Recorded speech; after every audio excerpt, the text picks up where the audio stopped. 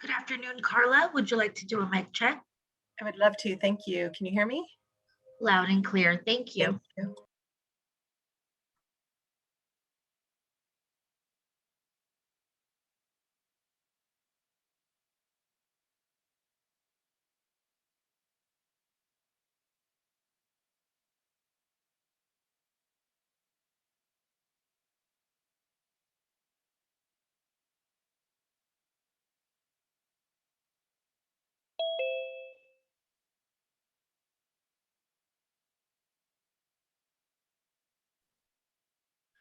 Good afternoon, Key.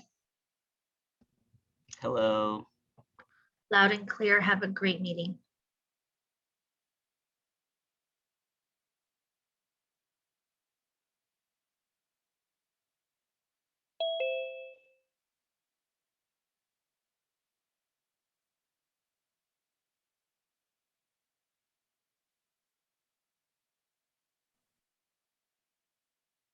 Good afternoon, Yarden. Would you like to do a mic check? Yes, hello, good afternoon. Loud and clear. Thank you. Thank you. Good afternoon, Vice Chairperson Ellenberg. Hi, Jill. How are you? I'm well, thank you. Have a great meeting. Thank you.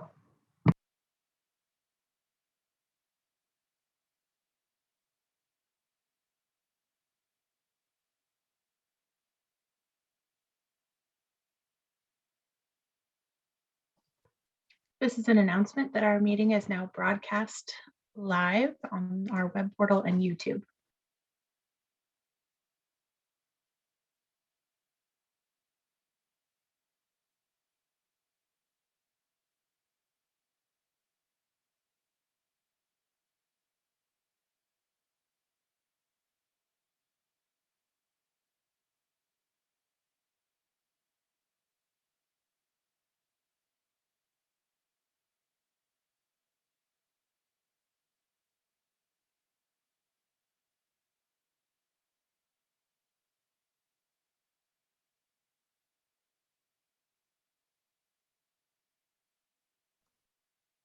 Ignacio, would you like to do a mic check? Good afternoon. Loud and clear. Thank you. Hi, Paul. Hi, Jill. We can hear you. Thank you. Thank you.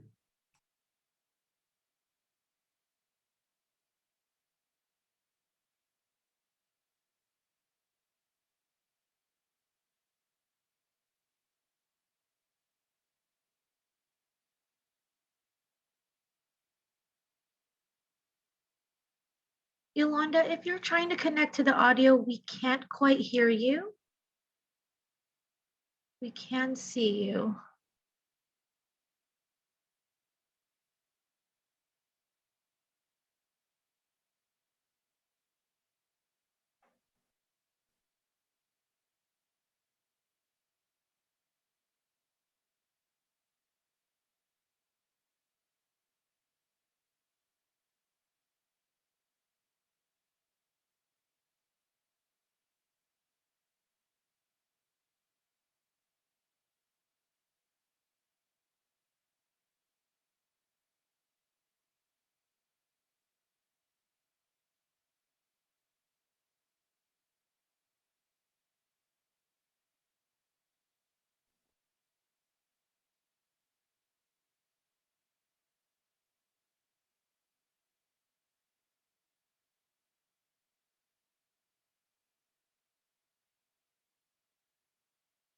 If anyone who hasn't done a mic check would like to check right now, that would be great.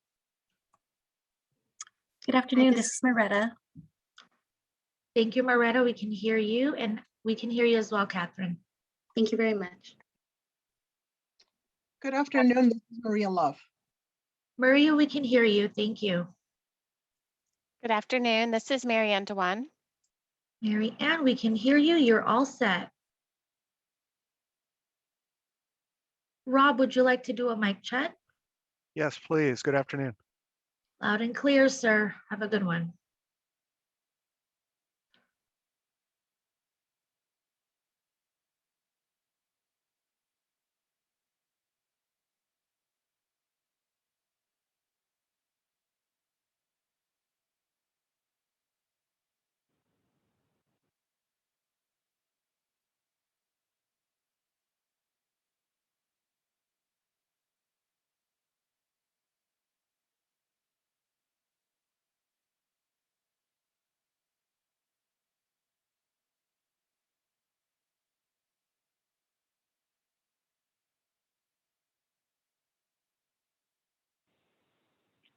Hi, this is Dave Barry doing a mic check. We can hear you, Dave. Thank you. Thank you. Hi, this is Laura Garnett. Can you hear me? We sure can. Thank you. Have a great meeting. Great, thank you. You too.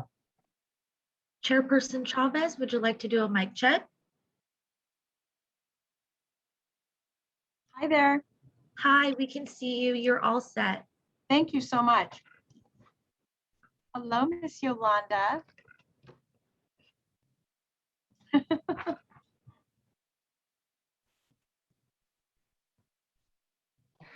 Yolanda, if you can hear us, something's not connected with your audio. I'm not sure she can hear the meeting. She just waved to me. I think she can't. Yolanda, can you hear us? Oh, maybe she was waving to somebody else, which is perfect timing. Yolanda. She doesn't have the option to mute or unmute herself, so I think something's up with her audio. I'm going to try to get her an email.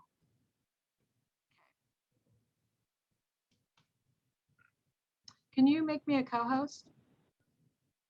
Yes. Thank you.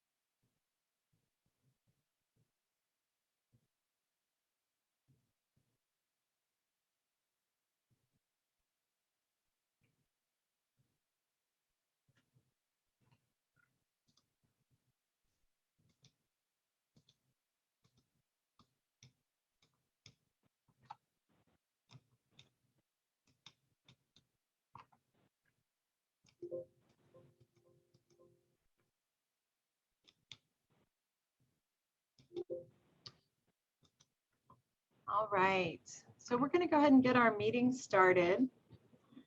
I'm going to ask if the clerk can call our meeting to order and take roll. Vice Chairperson Ellenberg, I'm here. Chairperson Chavez, Here. you have a quorum. Thank you. Thanks so much. We're going to now go to public comment, and this is an opportunity to speak to items that are not on the agenda, but within the purview of the committee. And if our clerk could call our public speakers. Our first speaker is Scott Largent. I am unmuting you, please. I'm sorry, Chairperson, would you like 2 minutes? Yes, that'd be great. Thank you. Scott Largent, you will have 2 minutes to speak once the timer is up.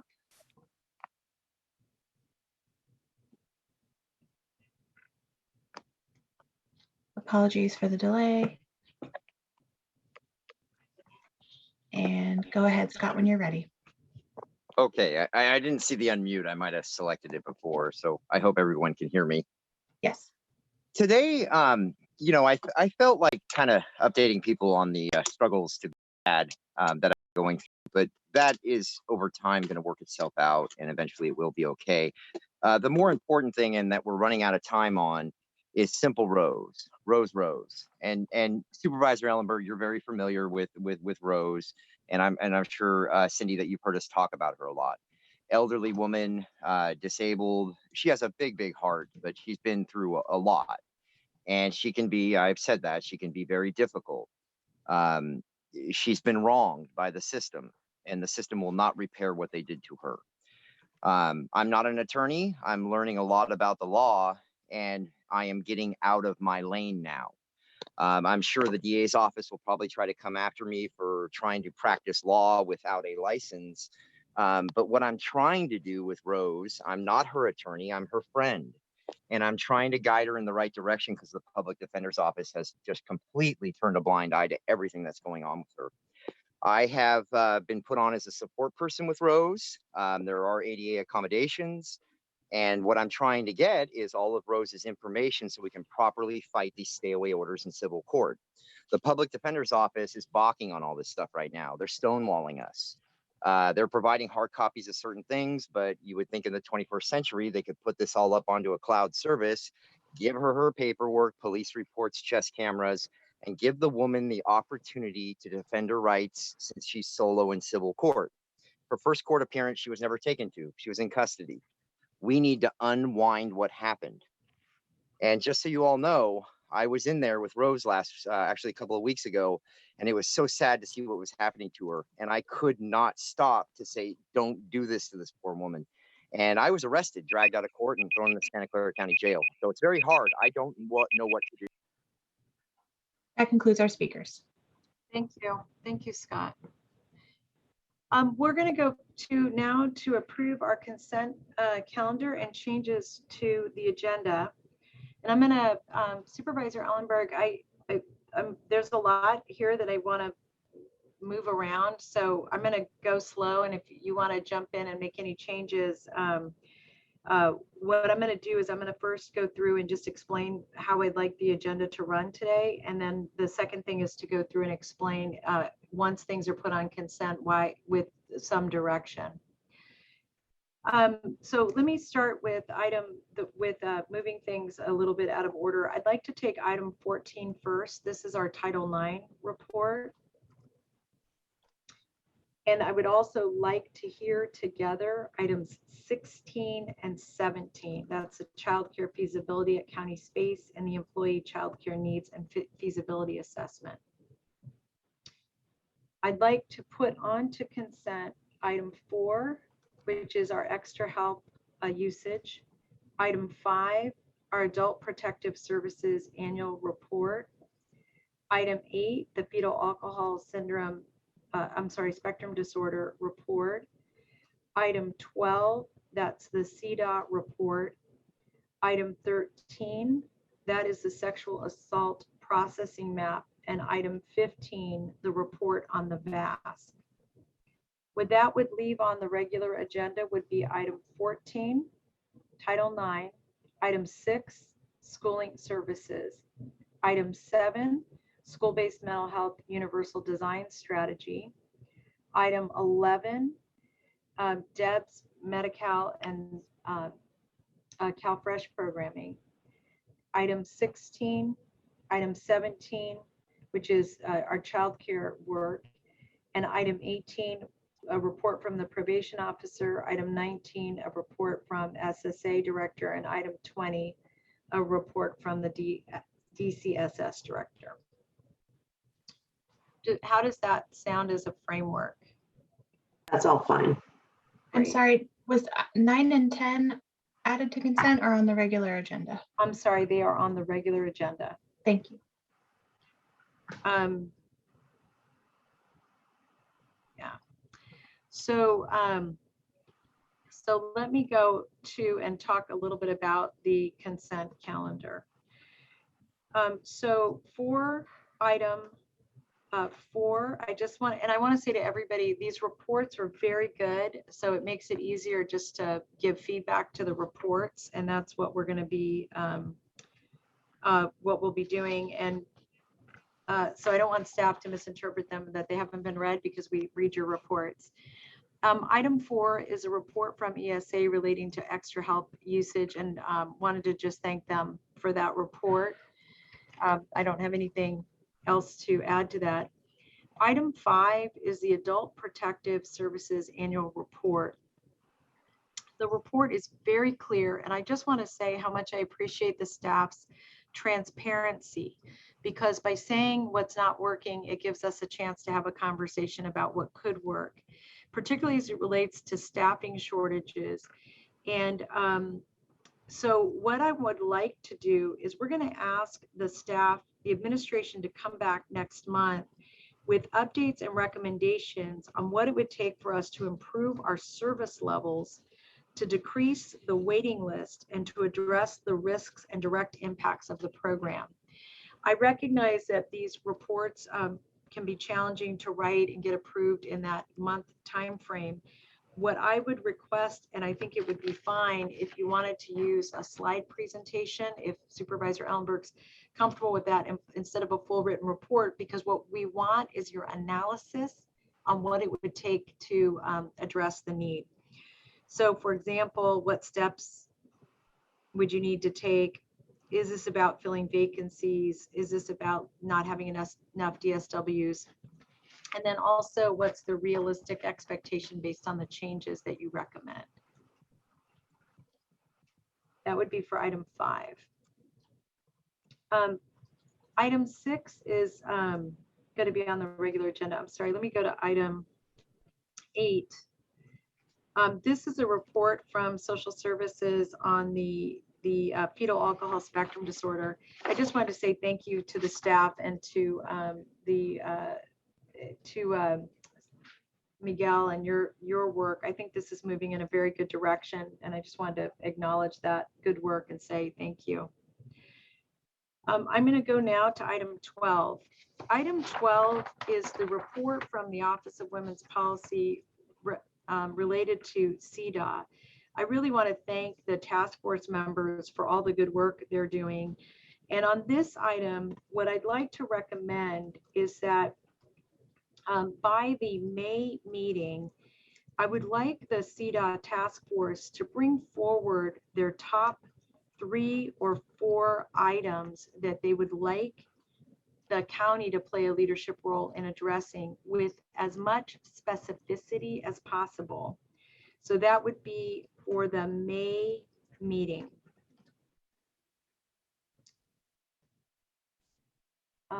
And then on item 13, thanks Fatima. On item 13, this is our sexual assault processing map. And this body of work is been led by the Office of Gender-Based Violence relating to sexual assault and the time study. I want to emphasize that any future reports really include the timing issues that we've been that I've been really asking for. And I do want to say thank you. There's a lot of great work being done. I know this is very complicated. What I would like to ask is that at our August meeting, that we actually take a deeper dive into the feedback from the survivors and the focus group reports. And I think both Supervisor Ellenberg and I have such a high level of interest here that one of the issues relative to design and future investments, it rests so much on the experience of victims that I'd really like to make sure we don't move too far without having that deeper conversation at a committee level. All right, so that would come back to us in August. And then item 15 is the VASC. And again, I want to thank the staff, and particularly I want to acknowledge the County Executive's Office for jumping in as we get closer to opening the VASC. What I would like to recommend is that the VASC, that we come back next month. And again, I think this really could be done via slides and not a full report, but that we take a look at the framework of the services that the community asked us to provide and walk through the building design and the placement of those services as best we can with the information that we have. I also just want to say to Dr. Smith that as part of this exercise with the VASC, that we really appreciate the leadership from Keeley, and would also like to just make sure that you have a chance to get briefed prior to this coming back to us next month. And those were all the comments and direction that I would like to give as part of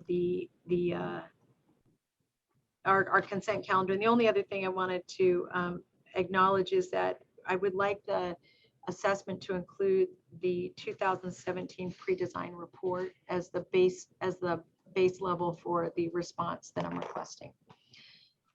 Supervisor Ellenberg, do you have anything to add to those comments? No, I'm happy to make a motion to approve the consent calendar with the direction that you offered. Great, and I'll second that, and I'll ask for a roll call vote. Vice Chairperson Ellenberg, Yes. Chairperson Chavez. Yes, and thank you. And I looked to see if we had any public comment. We did not on that item. So with that, I think we gave some staff hours of their life back. You're welcome. All right. So we'll now move to item 14, and this is our Title IX report. And am I turning that over to Sylvia or to Carla? It is I, and I want to confirm you can see me. I just got a Yeah, we can. Yes. terrific, and you can hear me as well. Perfectly. Terrific. So Sylvia Gallegos, Deputy County Executive, on behalf of a large group of county staff, including, I want to acknowledge the Procurement Director, Cheryl Liu, who's personally involved in this process, as well as CEO staff and County Council.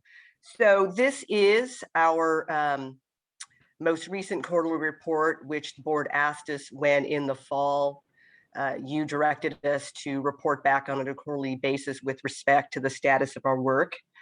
In the report, you will see that we are proceeding with the selection of prospective vendors to conduct the work. And as reported in our legislative file, we did receive a total of 5 agencies submitting 8 proposals, 3 that were prepared to do 2 of the areas of work, and 2 that were proposing to do what we describe as the compliance audit.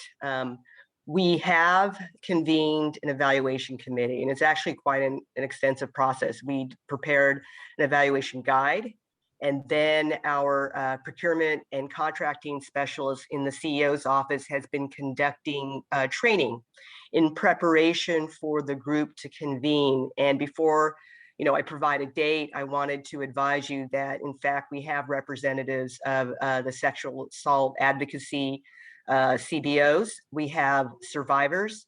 Through the work of our council, we're connected with attorneys that have experience with Title IX. And in particular, I wanted to identify the fact that I was pleased when on Women's International Day and the Biden administration issued an executive order that one of our prospective committee members was quoted in an AP article as an expert, as someone who has expertise in Title IX in the Office of Civil Rights and Department of Education.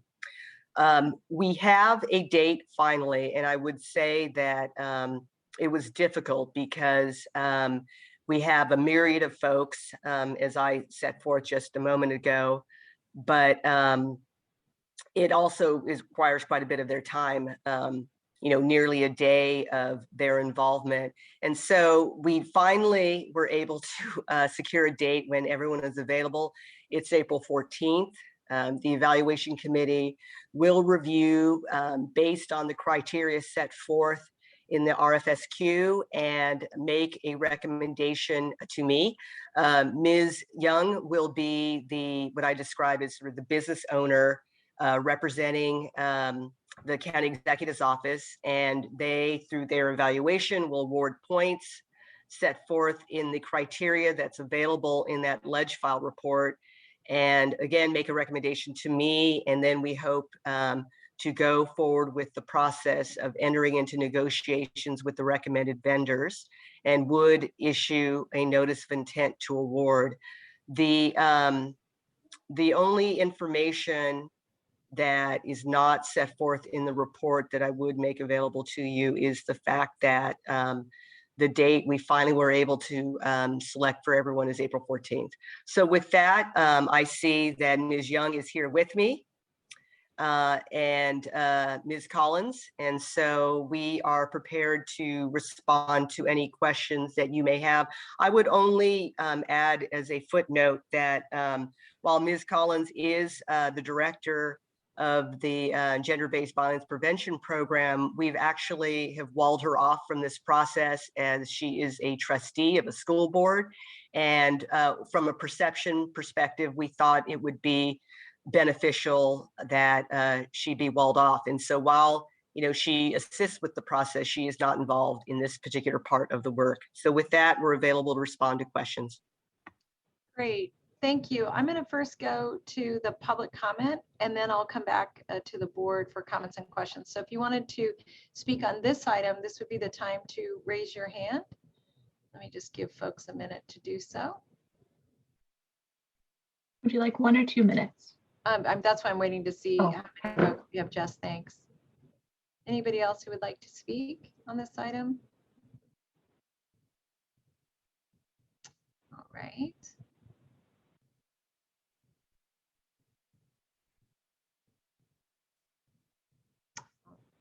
All right, so we'll do 2 minutes on this item. Our first speaker is Michelle Dauber. I am unmuting you. Please accept the unmute. You will have 2 minutes to speak. The timer will start when you begin speaking. My name is Michelle Dauber. I'm professor of law at Stanford Law School. I am concerned about the timeline to select a bidder and get this work underway. Selection was initially slated to occur in February.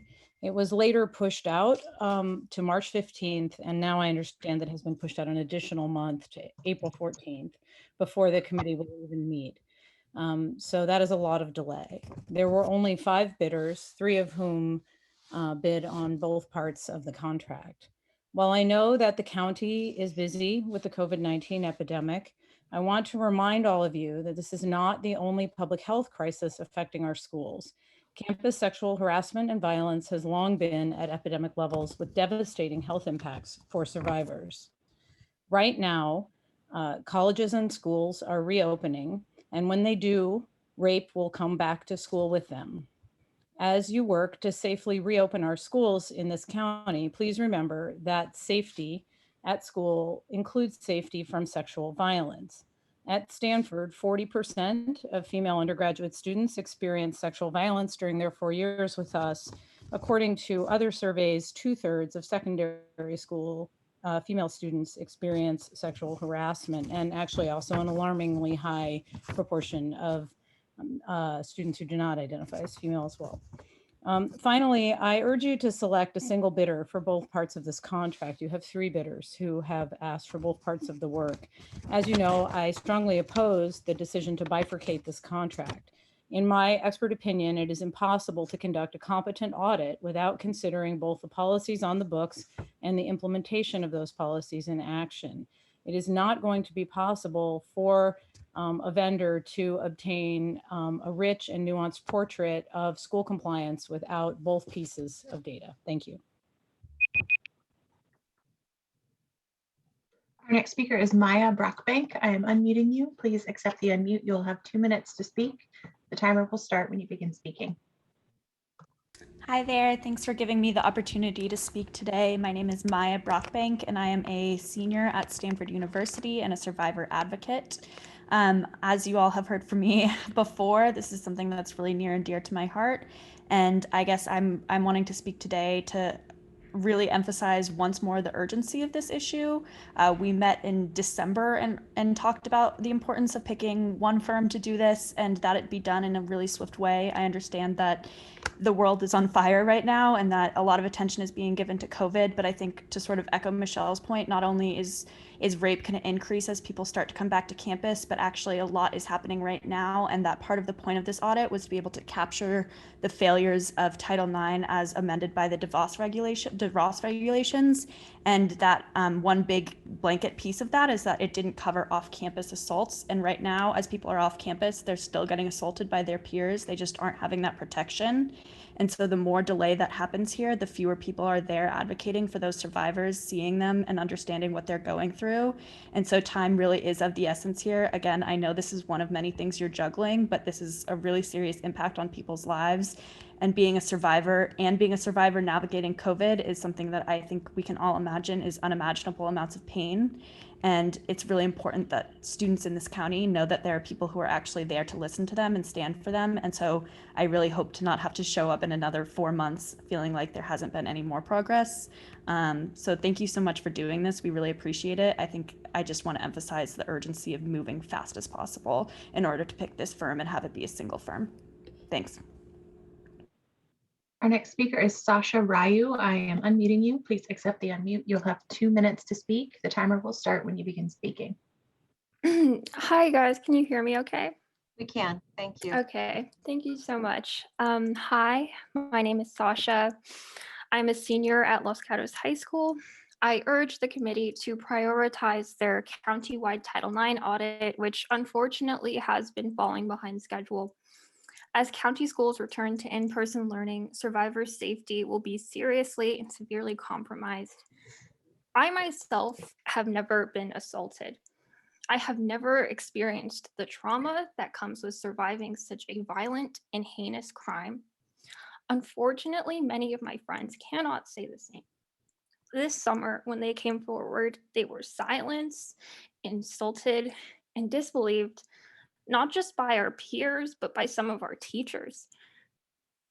I do not have faith in my school to adequately protect its students. We are counting on you to do what they will not. Please do not allow for any further delay, and thank you for supporting such a meaningful review, especially to Supervisor Chavez. I just can't emphasize enough, even for me, someone who's not a survivor, but someone who's been vocal about the issue of sexual violence at my school.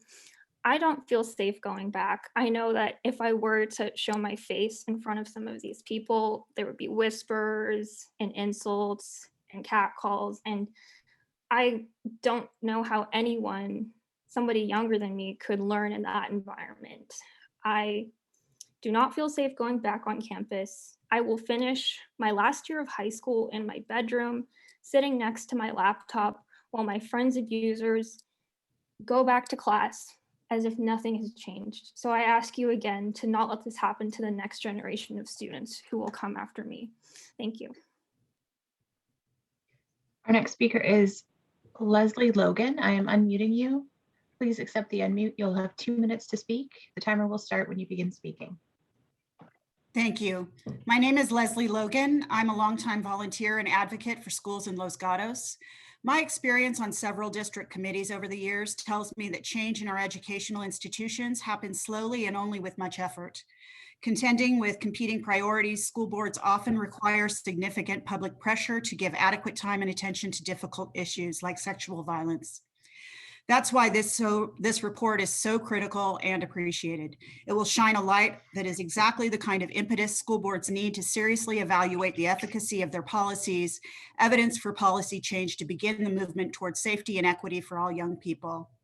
As a parent of daughters who experience sexual harassment in our schools and a survivor myself, while I appreciate the expertise involved, I find difficulty finding a date that's available as a hard reason to accept for a reason for delay.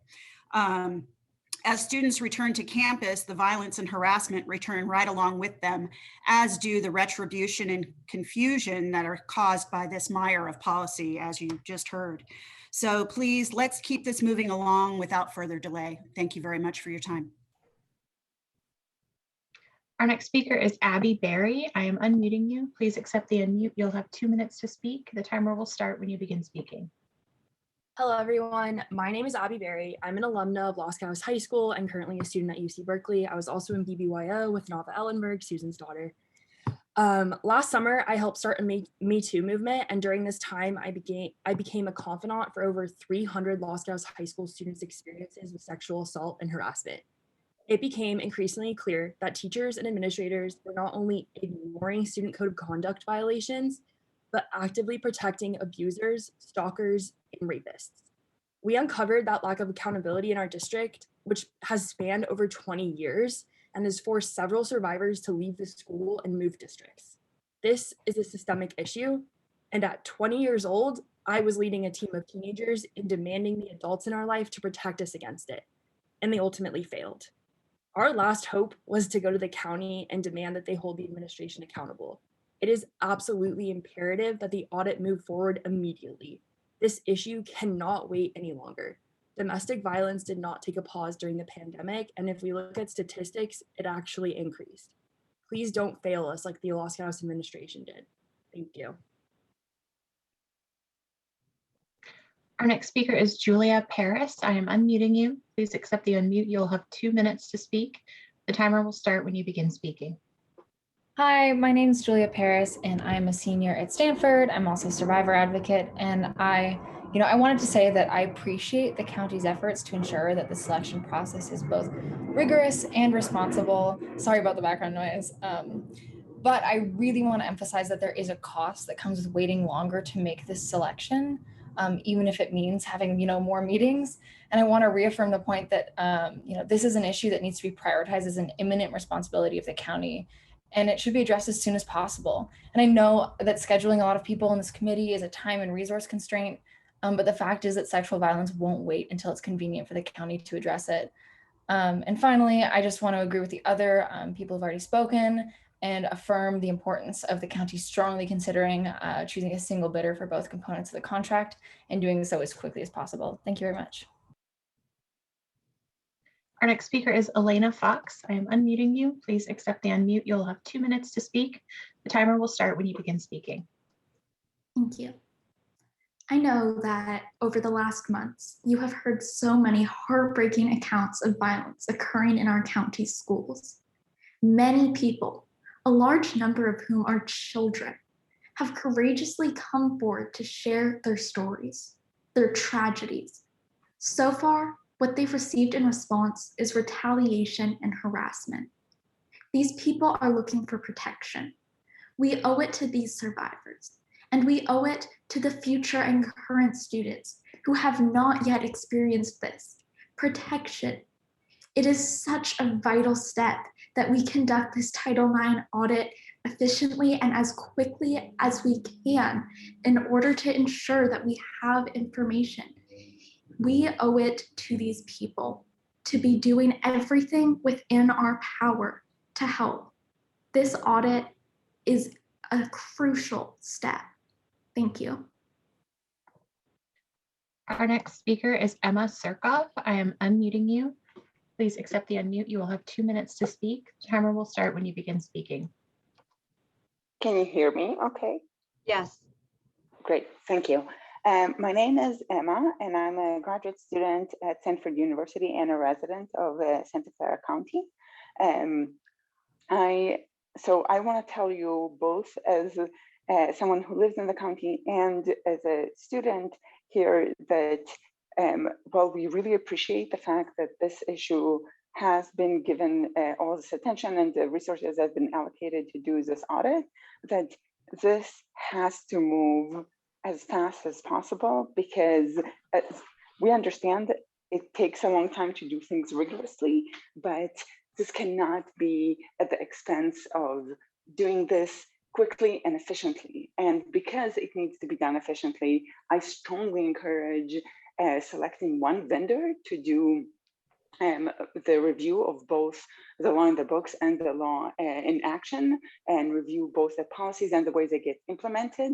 As someone who studies this for a living, I will tell you that the separation between them is completely artificial. It would be impossible to do a competent review of the implementation without a full understanding of the policies themselves. It's also vital that whoever does this is competent and has a trust of survivors, and asking survivors to talk to two different vendors conducting different parts of this review makes absolutely no sense and will cause additional delay. It would mean that information doesn't get centralized the way it should be. And it would probably mean that at least one of the parts will be deficient, because it is unlikely that it would be possible for survivors to speak to two different vendors. So I strongly, strongly encourage selecting one vendor to do both parts. Thank you. That concludes our speakers. Thank you. I'm going to go back to staff and see if there are any comments or responses. And then I'll see if Supervisor Ellenberg has any comments. I do. I want to underscore to both the committee and the people who spoke that this does have the highest and utmost attention of the organization. As I made a point with respect to the involvement of the procurement director, the procurement director does not typically get involved in these type of processes, but it's illustrative of the fact that the highest people in the organization are involved in this process. We appreciate the frustration about the time it takes, and we are, while it may not seem in that way, moving as quickly as possible. And we do meet regularly. We do meet regularly to push this along. I expect that once the evaluation committee convenes, that the pace of the work will pick up considerably.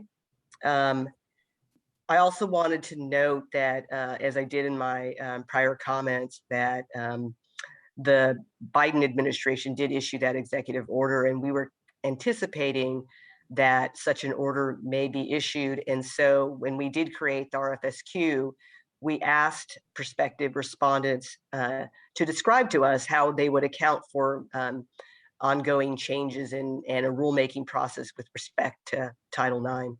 So with that, we are available to respond to any of your particular comments or questions. Thank you. Supervisor Ellenberg? Thanks, Sylvia. I want to thank very much all of the public speakers today, survivors and advocates. I know that it takes courage, and I hear the pain in your voices each time you come before us. And I appreciate your desire to not have to do that again. Thank you also, thank you, Sylvia, for the report. It was it's helpful to me, and I really have developed over the last several months a much deeper understanding of the role that the county plays in compiling all of this information and serving as a convener to make very plain exactly what is happening, what is being enforced, and what is not in our county. So I am appreciative of the work. I hear you on the contract timing. We don't seem to do anything extraordinarily quickly, but I have come to understand also over the last couple of years that there is a method to that, and there are reasons as a public entity that we do employ a level of care that to the public is often perceived as a delay and obfuscation when that's not the case. A number of the speakers asked for consideration of a single contractor rather than splitting the contractors. So Sylvia, can you talk to the merits or concerns of shifting to that focus? I'm going to be very circumspect and careful, because we do have a process underway. And so what I would say, I would only offer in response is that we have heard this preference expressed. And I think that's about the only information I can share and speak to this, because I will be receiving a set of recommendations, and my ability to review this will be against the evaluation relative to the criteria that was set forth.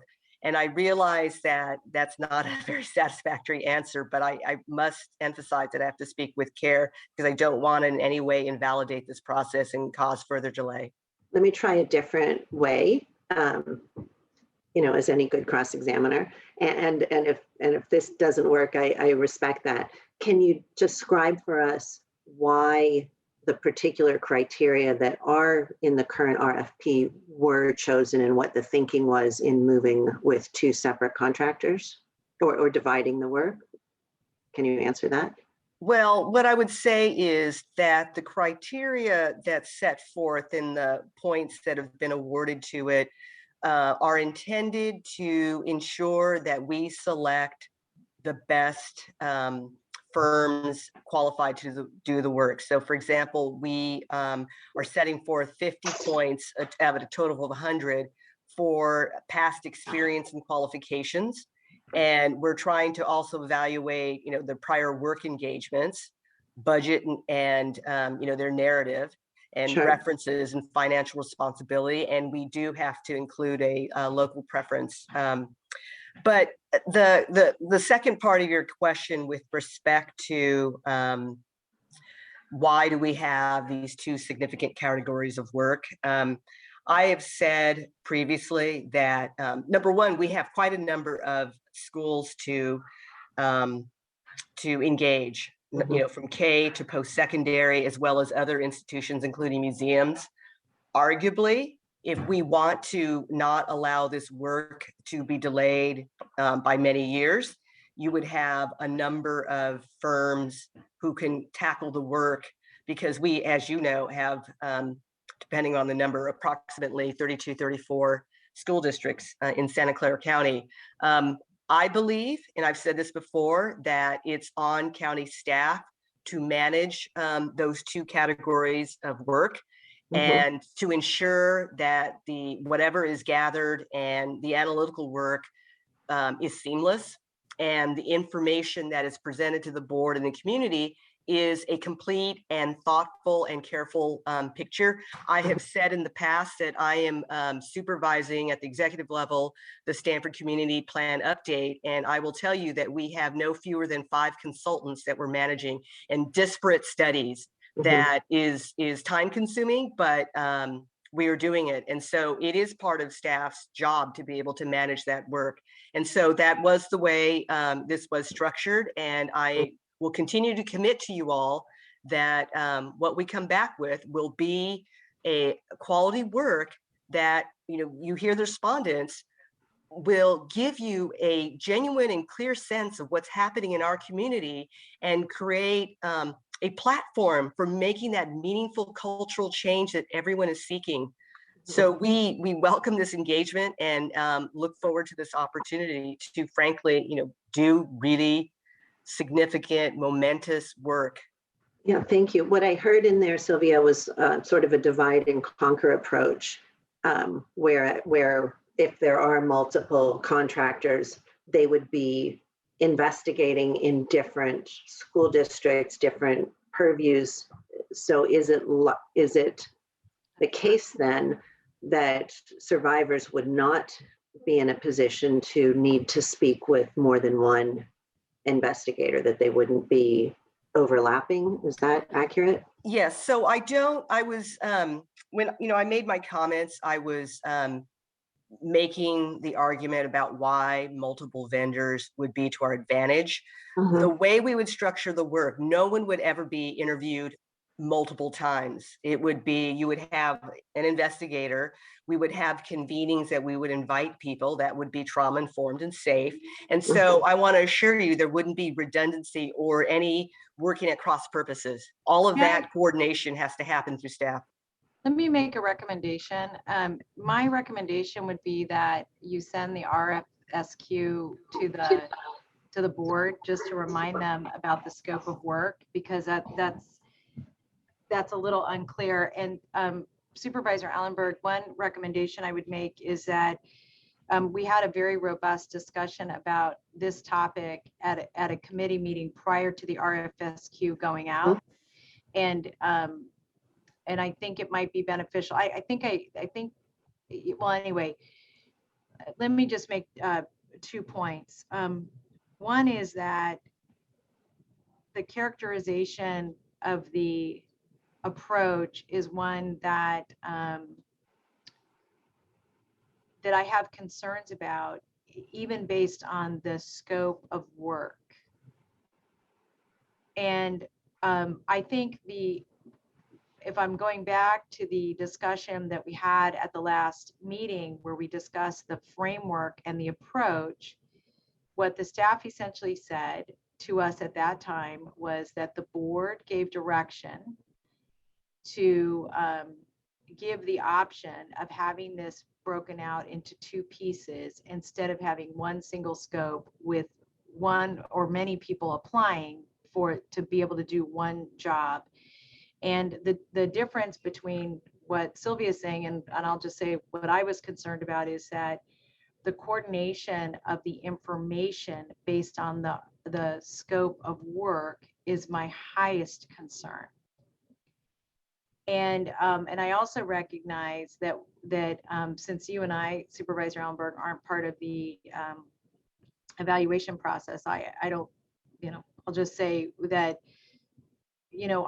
my concern still remains that we broke up a contract instead of allowing multiple parties to apply for a single contract, meaning that you have an area of expertise in this area and an area of expertise in this area, and you come together to apply. We instead gave two parts and giving people the option to apply for one, other, or both. And I think that puts ultimate flexibility in the staff's hands in terms of mix and match or choosing one.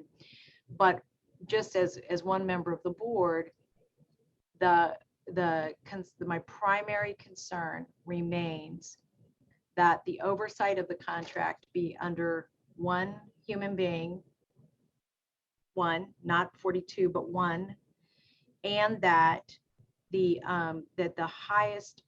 one of the highest considerations is coordination, because the structure as I saw it has a risk of a rift that is not insignificant in terms of the product. So we went round and round about this for, it felt like a very long time to have this discussion. I don't know if this was in December or not. And I think Supervisor, I can't remember if Dave, I think it was you and I that were. It was Supervisor Otto Lee, that one committee meeting he attended. Right, that's why.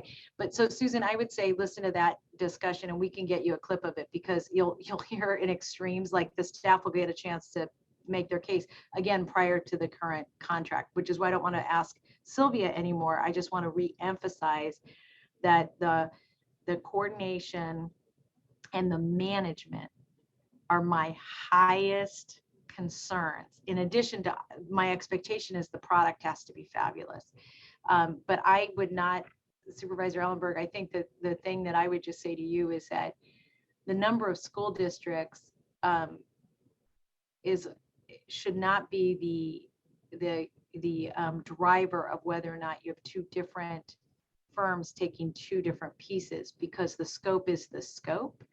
Irrespective of because they're not, the scope doesn't require, the way the scope has been divided, or the way the RFSQ is divided, I shouldn't imagine that the number of school districts is the X factor here in terms of choosing two contractors or one respondent. If I may respond just briefly, I've heard you are looking directly at me, and I take to heart your concern about whether we're staffed to manage all of this work. I will be in discussions with the county exec to make sure we're properly staffed at the right level to achieve what you have set forth for us. Thank you, Sylvia. And I'm trying not to ask you any more questions because I know you have to make a decision. So I'm not looking at any of you up here who are going to be responding. Okay, so I also wanted to thank all of our speakers. I learn something every time you share with us, and appreciate that you've taken the time to stay on top of this. And I want to assure you that we are staying on top of it as well. So thank you for that. And what I'm also going to ask is that since the if it's possible to come back to our committee prior to this going to the board, would be not to slow it down, but only if the timing allows, having it come to committee before it goes to the board, I think would be helpful. Supervisor Ellenberg, are you comfortable with that? I am. Great. So there's no action really to be taken. This was a receive the report, so noted as received. And thank you all for your very hard work on this item. Thank you. And thanks again to our speakers. We're going to go to item 6. This is school linked services. And on this item, this is the quarterly school linked services. I'm sorry. And I know Supervisor Ellenberg, you had questions. We also have, I think, a group of people who wanted to present on this. But if you want to go with questions, we can absolutely do that. And perhaps, Catherine, you can let us know who's here to respond to questions. Sure. Good afternoon, everyone. Good afternoon, Vice Chairperson Ellenberg and Chairperson Chavez. I'm Catherine Spears, the Program Manager for Schooling Services. Also with me is our Deputy Director, Moretta Juarez, and our CYF Director, Zelia Faria Costa. We also have here Dr. Marianne DeWan, our County Superintendent with Santa Clara County Office of Education. We did prepare a presentation, but that summarizes the legislative file as well as the SLS report, but we are open to provide any updates or questions that you may have regarding any of the projects. I appreciate that, and I read the ledge files and did my homework, so I would like to go right to questions. But Supervisor Chavez, with your agreement, can we hear 6 and 7 together? They are related enough, and my questions are interrelated. I think that's a great idea. And just Okay. for our public, if you'd like to speak on these items, this is items 6, schooling services, and 7, school-based mental health universal design strategies. Thanks, I appreciate that. And thank you, Catherine and team, for the 2 reports. I'm glad to see the progress in standing up the wellness centers in partnership with the County Office of Ed and school districts. Can you tell me how many districts applied to participate and how many will be selected? Certainly, I'd be happy to address that question, Supervisor Ellenberg. The grant application for the wellness centers was released. We had 21 applicants. The grant for the first year funds 4 wellness centers, so 4 will be selected. However, we intend to engage with all of the applicants and are looking to identify alternative funding sources to offer some level of support, as well as developing a community of practice, assisting with technical assistance around Assembly Bill 86 and the American Rescue Funds to see ways in which all 21 applicants may make progress on their goals. Good. So it sounds like there is potential to include those additional districts that applied if funding is made available. Yes, if funding is made available, we could support all 21 applicants. Okay. And we're anticipating state funding for school-based mental health to increase, yes. We do anticipate, so there will be some funding increases. Of course, the funds are not targeted solely at mental health services, but we know that it is obviously a priority in these 21 schools that submitted an application. So there could be some alignment there. Great. And I know that you and your office do outstanding advocacy regularly at the state level for us. So thank you.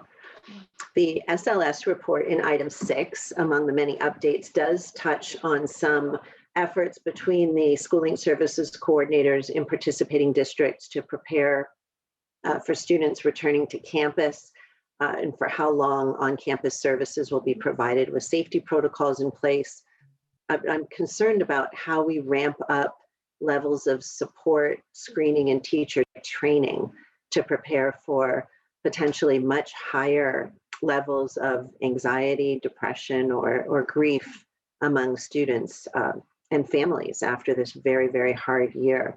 Can you tell me anything about what current preparations are underway across behavioral health in anticipation of higher levels of need as students return to campus? And do you think we have a sufficient infrastructure to provide supports to all school districts across the county for the next school year? Great question, Supervisor Ellenberg. I just also want to share that Dr. Sherry Terrell, our Director of Behavioral Health, is also here today. So some of the work that's being done with our school-based behavioral health providers are that they are preparing for the re-engagement of students and schools reopening. They have prepared looking at doing parent universities or attending parent universities and town halls to provide some strategies for parents as well as for faculty to learn how they may access services and how they also may want to see any differences in their children as they return into school, to prepare them also what they would be expecting when they go back to school, as the environment may be different and they have strict protocols that will be happening at schools. So they may not be able to run up to another student and be able to hug them. So we have worked with school districts to prepare presentations. We recently did one with Mountain View Wisdom, and we can offer that to other school districts as well. We do include behavioral health providers and clinicians as part of a panel to talk about preparing for re-engagement. Our programs have, oh, go ahead. I'm sorry, Catherine, is this with our 15 or so districts that have schooling services, or is this across the board at all school districts? This is with our schooling services districts, the 15 school districts, but we can look into also offering it to other school districts, and we can connect with them about some of our efforts that we're doing and seeing how we can partner with them to provide that information.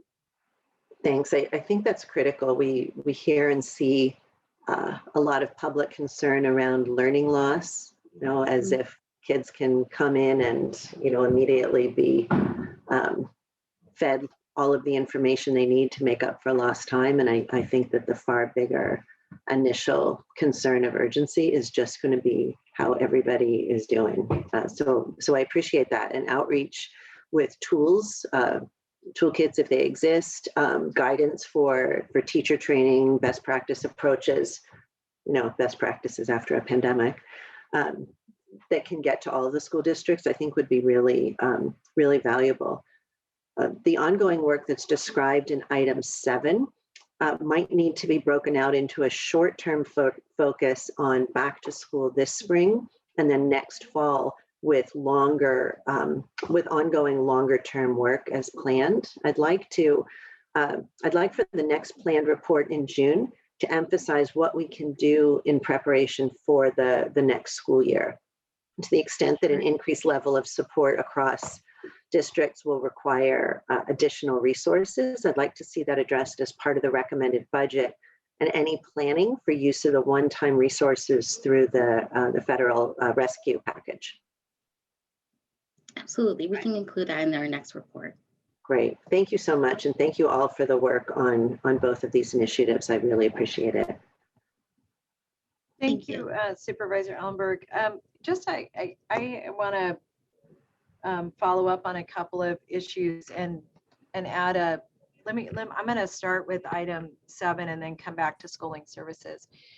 As it relates to the concept of universal design, what universal design really has at its core is that access is the golden ticket, right? And so how access is availed across populations is so critical. And one of the concerns I have is that the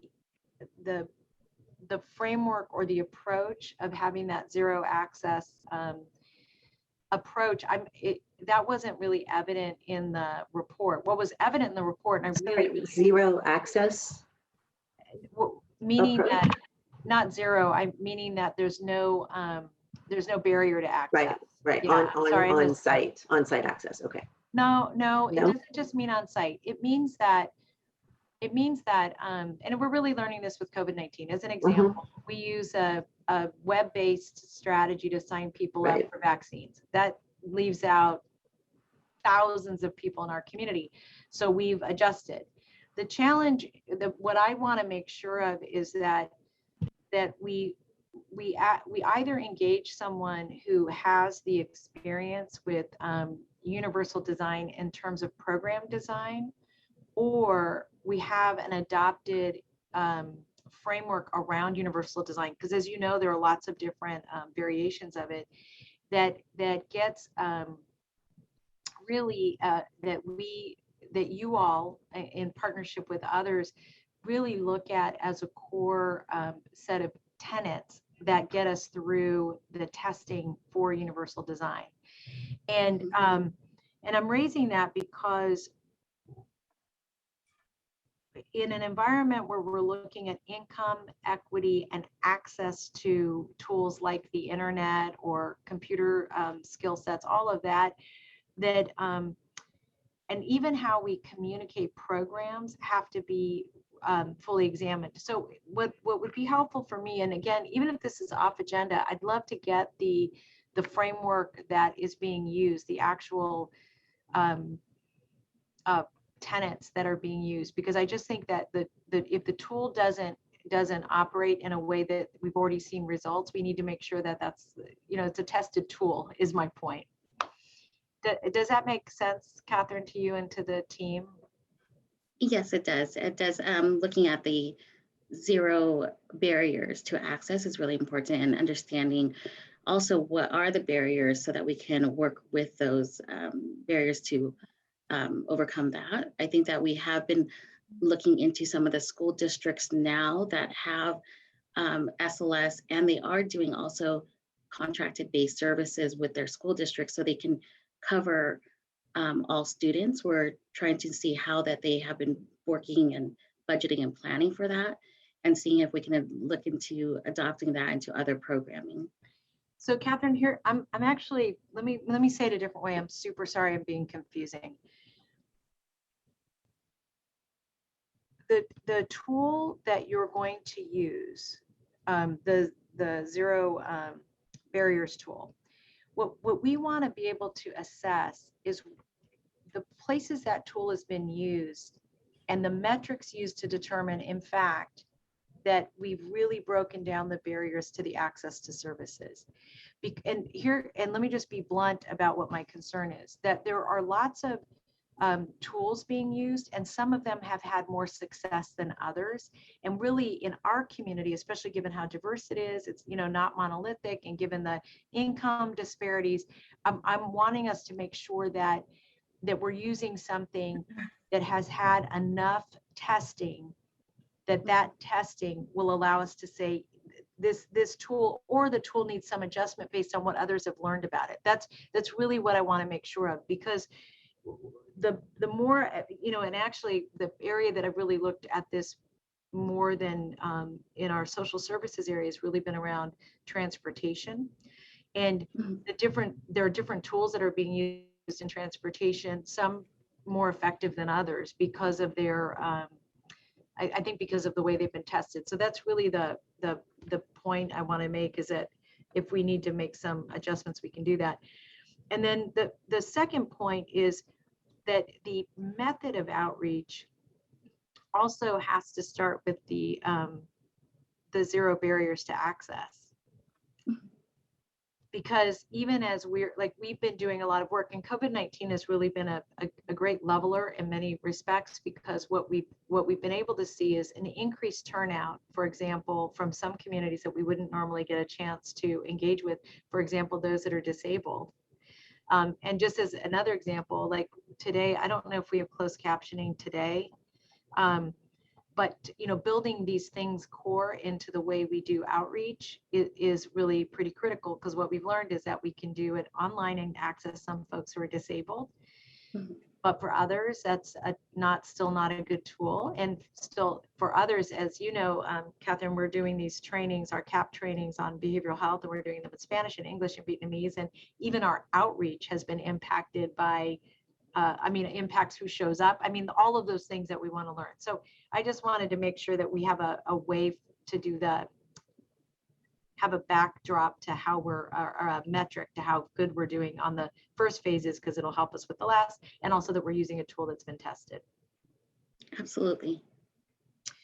And then I want to go back to this discussion around schooling services, and I want to reemphasize the point that Supervisor Ellenberg raised around just being ready for what I think is going to be a flood of need, and having the ability to be flexible based on that need.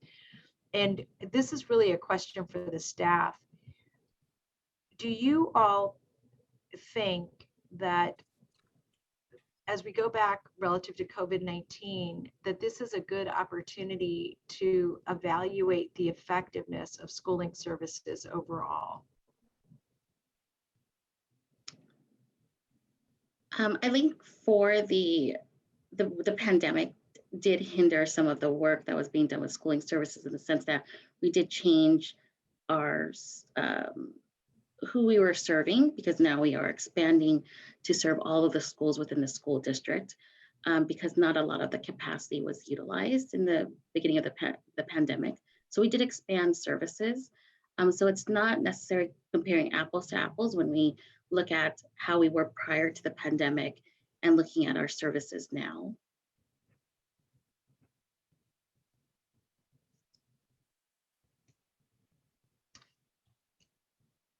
I don't know if Moretta or anyone else would like to include any thoughts about that. Sure. So this is Moretta. Good afternoon, Supervisor Chavez and Supervisor Ellenberg. I think it would be a good opportunity to look how we've evaluated our schooling services overall. So this would be a good opportunity in terms of how we've provided services in the past and the school districts that we are collaborating with, but also I think for me is how it's going to inform how we provide future services, because I think it's going to be in a different way. And how effective have we been in terms of reaching out to some of the populations where maybe we haven't reached out, and what can we do better and how we can improve those services. So it is a good opportunity. So I thank you for that. So Moretta, one of the reasons I'm asking the question is that if we're using a wellness center model, Mm-hmm. To me, the wellness center and schooling services are two different models.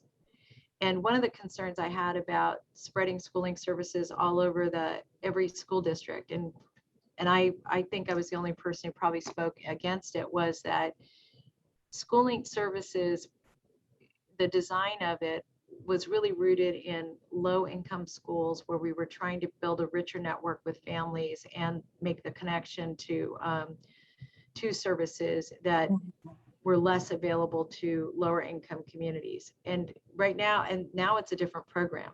And I'm not sure, and I'm concerned that some schools that have more resources are going to be able to leverage those resources with our resources in a good way, right? To make sure that there's an even stronger connection to behavioral health and mental health services. And I think actually it could impede our ability longer term to help lower income school districts. So I'm mindful that we have to think about what the program was intended to do initially and determine whether or not in this new phase it really does that, or if it's something else. Now I'm not saying that's a good or bad thing. I'm more just observing that there's a significant enough change that we should think about it. The other thing I'll just say is that if we're really looking at the wellness center model, the question I would have is the resources that we're putting into schooling services, do any of those resources need to be readjusted to look at this model? And I don't know the answer to that, because at some point we have a finite pool. I think there's a lot of resources right now that we want to make sure that we can scoop in and make sure kids all over the county have access to. And this isn't an issue of whether or not, for me, it's not it's more of an issue of program design meeting the outcomes. And if we're changing the program outcomes, then the design may no longer match the body of work, period. The wellness centers are a new model that may or may not dovetail nicely, or may influence whether or not we're providing services on a particular campus in a robust way. And then the other question I think we really have to ask ourselves is, how do we resource these different investments based on the resources that are available within particular schools? So those are all things that I'm interested in getting your thoughts on. That all doesn't have to happen today, but I think as we start to move in new streams of investment, at some point we do have to have that discussion. Supervisor Chavez, maybe I can help clarify a little bit. I'm not asking for schooling services to be in every district, but that every district have access to supports, and schools that are funding it and doing it on their own absolutely don't need extra assistance from us. We need to match district needs, resources and supports, of course, very thoughtfully. So it's important to see what. This was not in response to your comments. Oh, I didn't think it was, but I was hearing what you were saying right now about concerns about extending beyond low-income schools will extend differently to different schools. Yes, this was related to a conversation that I had directly with the department about some new programming that they were looking at. So it wasn't. So I'm not sure. I'm not sure if your point was to educate me about what you just said, or if it was to. I'm not sure what I heard you express was a concern that schooling services not be extended to all schools because of its original intent to serve low-income schools, and a concern that it's going to expand otherwise. And I wanted to make clear that that's not my understanding and wasn't my intent when I introduced the referral for universal access. It's that that we confirm that there is access to mental health and wellness services at every school district, at every school campus, knowing full well that it's not our obligation to provide them at schools that are doing just fine on their own. Thank you. Thanks for the clarification. I think I understood that, but like I said, it was a conversation I had with the staff about some of our program changes, but I appreciate that, Supervisor. The only other thing, just to finish my thought, was that I am really interested in the implications of the Wellness Center for overall programming. And I don't know if you all have thought a little bit about that and can give a reflection on that. Anybody who's been thinking about that? I think some of the applications that we have received, we looked at what supports and services that are already in place in that school and school district, and seeing how they would all work together. Some schools that apply to our school link services school districts and have SLS coordinators there. So we definitely need to look into a deep dive of how the Wellness Center coordinator, the Wellness Center, and the school link services programs and other programs and providers that are at that school would work together in supporting the school and the students. This will be my last question, and I appreciate Supervisor Ellenberg and others letting me indulge in this, but my last question is, as we're looking at the Wellness Center model, it reminds me a lot of the school-based health model that we had many years ago, where we were able to have so many school-based health centers. And at those school-based health centers, I know that there was, not in a bad way, but there were nonprofits that were competing to be the providers or being in the same area that were impacted by these new health centers popping up. Is that an issue that we're going to have with behavioral health, and with like an Alum Rock not necessarily being maybe not a provider, but already having a lot of clients in a particular area? Or is that something that any of the nonprofits have raised with you? It hasn't been brought up with a nonprofit or the CBOs that are providing school-based services, but something that we can check in with them about and see what their thoughts are. But we can also definitely keep that in mind as as more services are coming up for the schools and different providers are there, different programs are there. We can definitely work on collaborating more with everybody. That would be helpful. Dr. Dewan?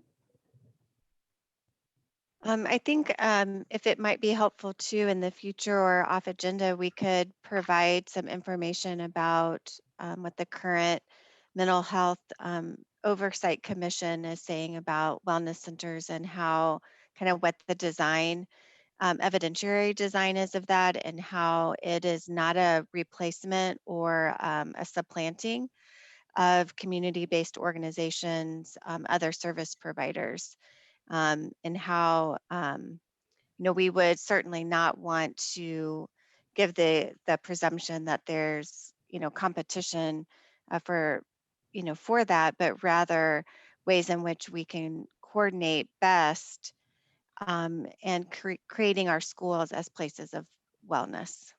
Yeah, and I think, Dr. Dewan, the nonprofits, part of it is too that some of them are going to be providing other services for us too, in terms of like emergency and wellness, and mobile crisis and the like. And so I guess I was just wanting to make sure that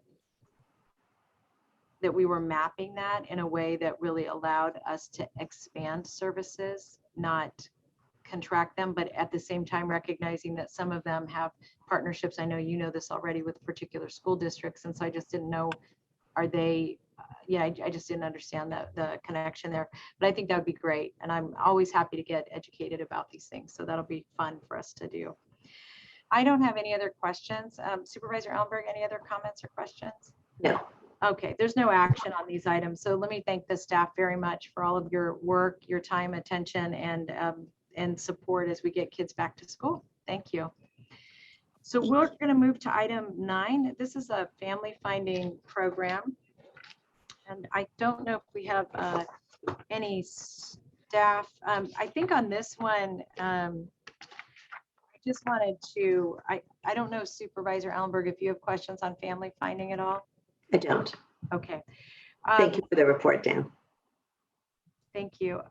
So one of the areas that I was hoping to just get an update on is that, we had talked about family finding being something that was going to be very internal to the organization at some point in time, but it seems like it's still very external.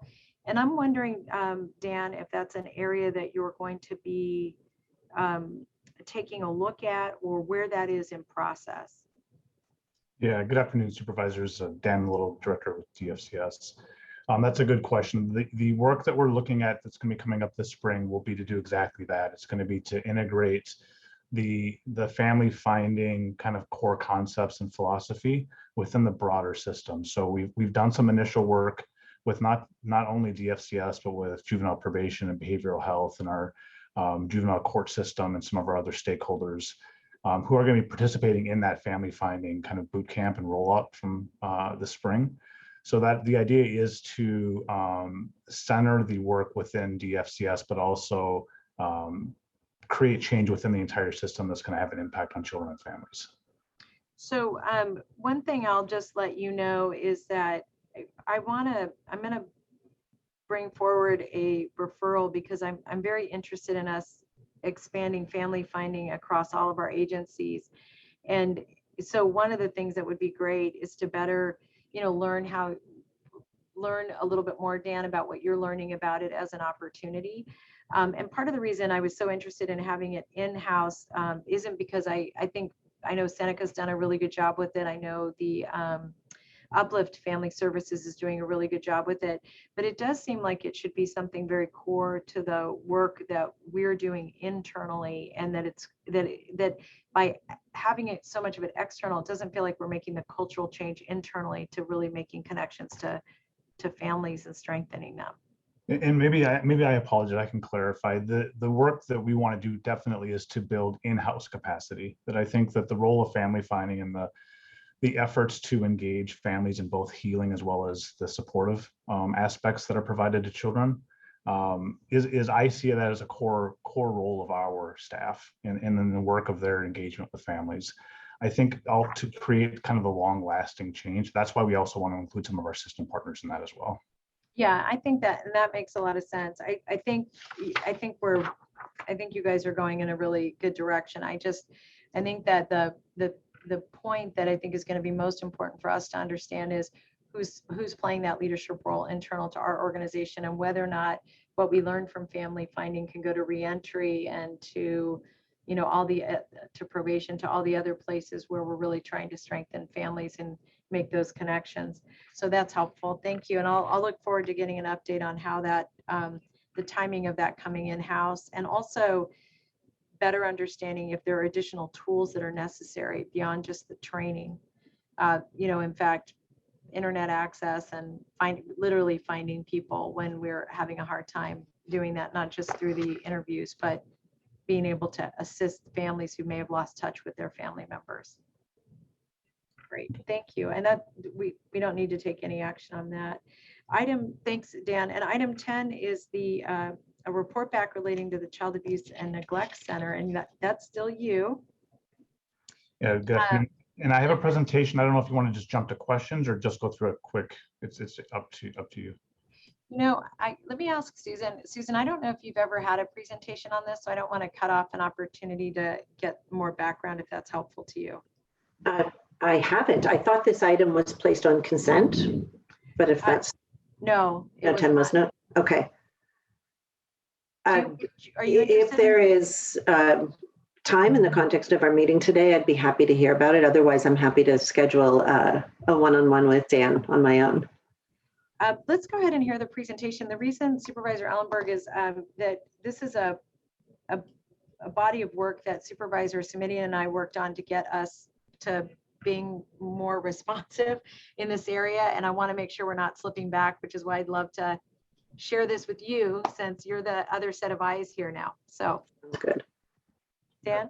Thank you both. And this is a pretty brief, but I can give kind of an overview of what we're doing. So as we've kind of reported and have seen in the data, the CAN Center data in 2020 was significantly impacted by the pandemic. We saw a little over 17% fewer calls to our hotline compared to 2020.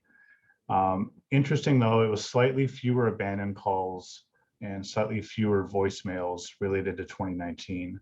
I will say, I think one of the successes that we saw in 2020 was very early on, within a few weeks of the move to remote work, we were able to shift our entire CAN Center operation remote. And with the help of TSS, we set up all of our staff and make sure that we didn't lose any of the data. So that was a pretty significant success, and staff are still able to work remotely. There was a question, I think, that came up around staffing. And again, I think in 2020, either due to just the a little bit lower workload or the ability to work remotely, we saw less gaps in our coverage, gaps in our staffing schedule. We have a total of 6 units, 32 social workers. That does include that we have 24 social workers that are full-time CAN Center staff. So that's their only role. Then we have 3 teams that cover some of the after hours and weekend that really play a dual role. So they cover some of our CAN Center operations as well as emergency response. And then 3 support staff dedicated specifically to supporting the CAN Center. One of the things I'm really excited to do is later this year, we'll be able to show you our updated dashboards. It's going to allow you to kind of drill down in much more detail than previously allowed. We actually, this week, the state of California is hosting a statewide CQI conference, and we were able to present some of this information and some of the successes of our CAN Center dashboard to that statewide group. So we're really proud of it, and in the next several months, this is something that you all be able to have access to. So again, I think when questions are coming up around the CAN Center, it's going to give much more detailed access and allow you to kind of dig into some of that data, independent of waiting for us to send out some of those hard copy reports. I think one of the concerns that had come up when we did this last report is we did a comparison with some data in 2020 to some data in 2021, and it was uncovered that we had an incident where we had a individual that was on call for a significant amount of time, and we are looking back at kind of the train of events to see what happened in that instance. One of the things I will point out with the CAN Center and the abandoned data reports is the data system currently doesn't differentiate between somebody who is on hold for a full 20 minutes and then hangs up, or somebody who has been helped by a CAN Center social worker and then maybe is put on hold and then loses connection or hangs up and then calls back. Both of those are going to show up as an abandoned call. I think the important thing about that is our practice is if we're helping somebody making a call to the hotline and the call is disconnected mid-report, we will call them back to finish out that report. It just won't show up in the data to link that finished report with that abandoned call that's going to show up. So that is something that we're teasing out a little bit more in some of our data reports, how we can get into some more specifics. But I think that was something just worth to point out. And with that, I will happily answer any questions. Thank you very much. Supervisor Ellenberg, did you have any comments or questions? I don't. I appreciate the report. Thanks. I think, two things that I just want to ask that you all think about, Dan, is that, first of all, that we had folks that appear to be waiting as long as 40 minutes.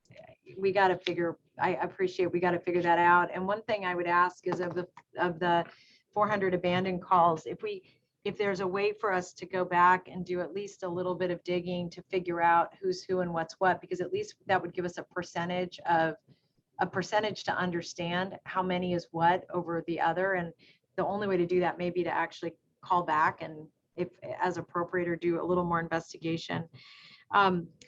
The other thing I'll just say is that I do, this has been a labor of love, I know, for a lot of people on your team. And I really want you to thank your staff, because when we started out, Supervisor Ellenberg, this was a whiteboard.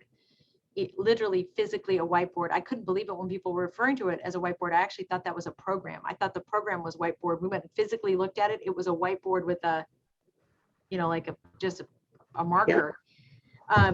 So thank you for moving this as far as we have. I think the other question I would want to ask you guys to take a look at is whether or not COVID-19 created some opportunities for you relative to staffing as well, in terms of some people being able to work from home, because I think that one of the challenges has been really covering the staffing for 24/7 and the way the shifts work. So I'm hoping that's something that you all are talking to your staff about, to better understand what opportunities are there, and then to have a conversation with labor relations as well. Absolutely. That is one of the things that we're looking at, is what are the lessons learned we can use from these several months of being remote work. And I did forget to mention that we have started doing some of these little deeper dives to see some of to trace the call from the first point of contact through to a potential abandon, to see if we can see kind of what happened.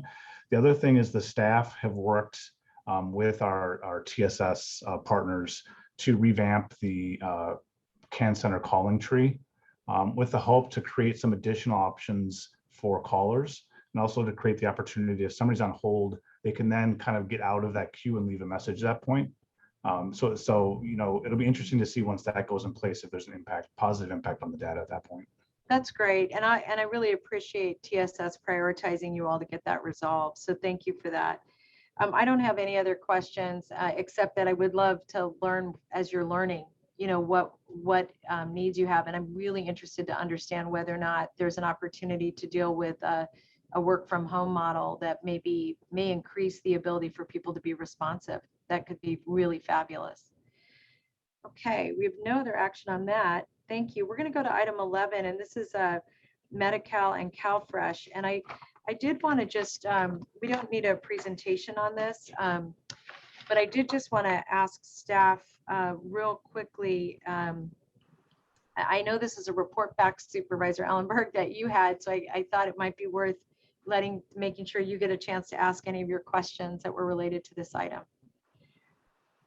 Thank you. I do have some questions. The CBO presentations and affiliated programs that are listed don't really get information out to residents to increase enrollment, as I understand it. It's more organizational information sharing and resources like Double Up food bucks for families that are already enrolled. The report lists, the methods are passive. Are there other strategies under consideration, as we've seen recent increases in needs for both food assistance and medical coverage due to pandemic related job or income loss? How is Deb stepping up to provide supportive services in these areas? I think think the question you're asking is how we're leveraging CBOs to gain more enrollment. Did I understand that Yes, correctly? yes, to push it out. Yeah. Mhm. Yeah, so actually, I'm not sure in the report, I don't think we actually outlined, I think we talked about double up food bucks and market match and Right. things like that.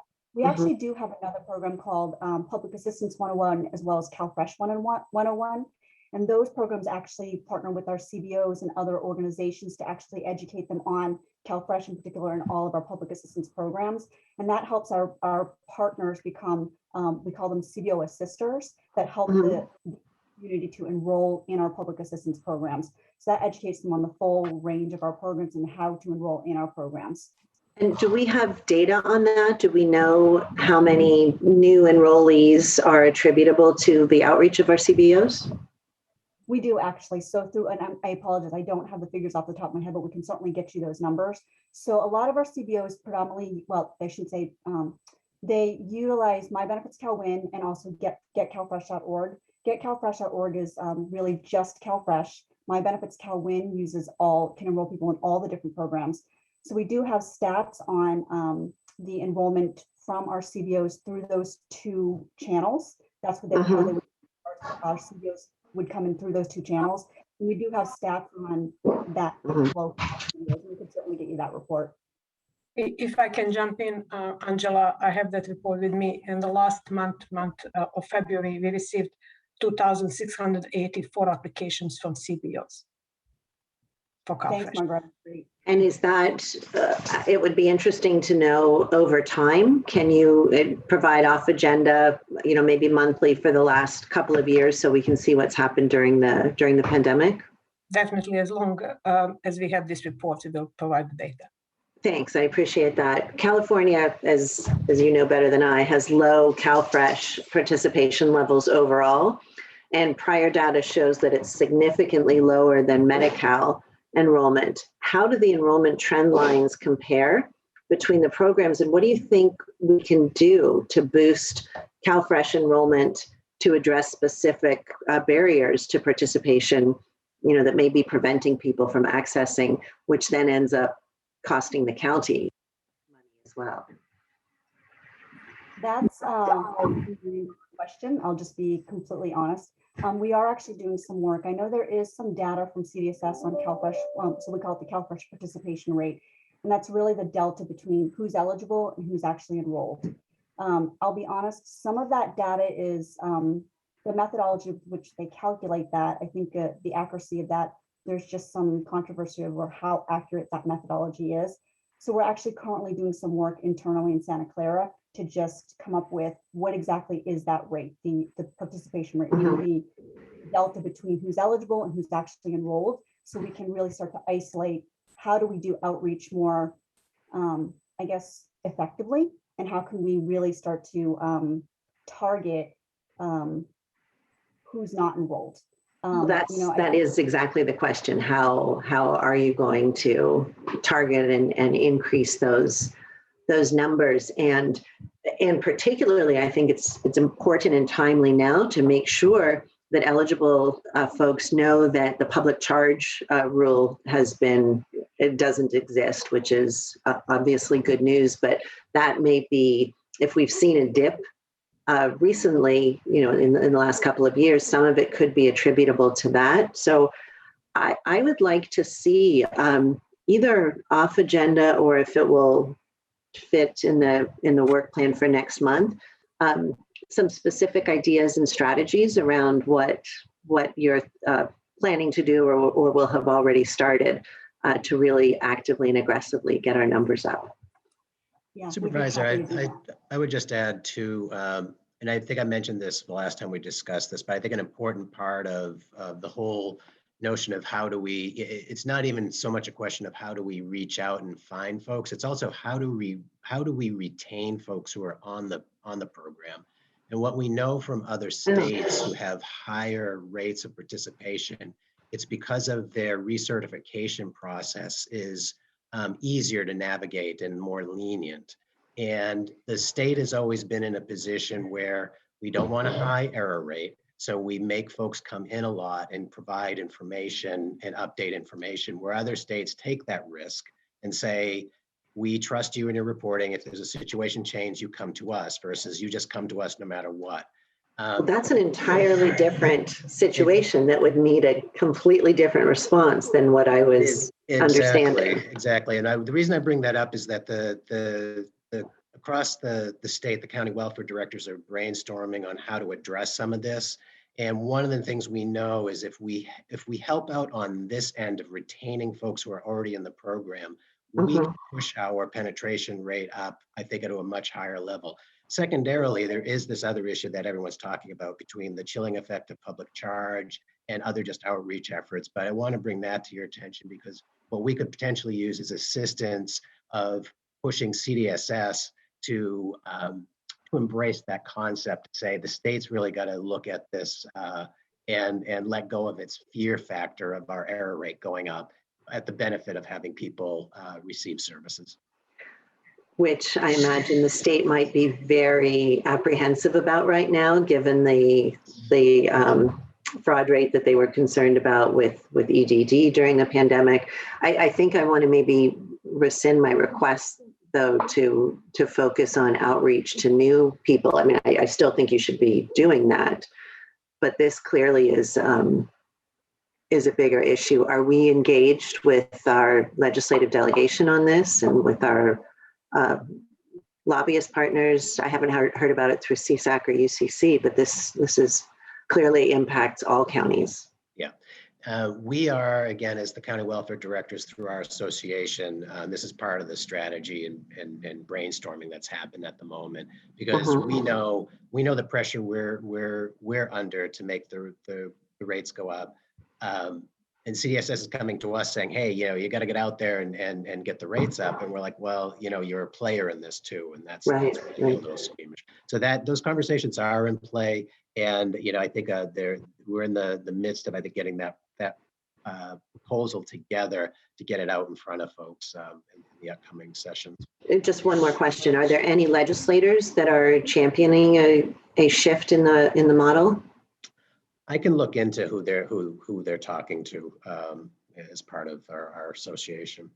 Okay, so yes. Susan, Supervisor Ellenberg, one thing I would recommend is that we could agendize this to send a letter to the governor's office or to the department and copy the governor's office, because as part of recovery, as part of everybody's focused on recovery, this is a really key component to it.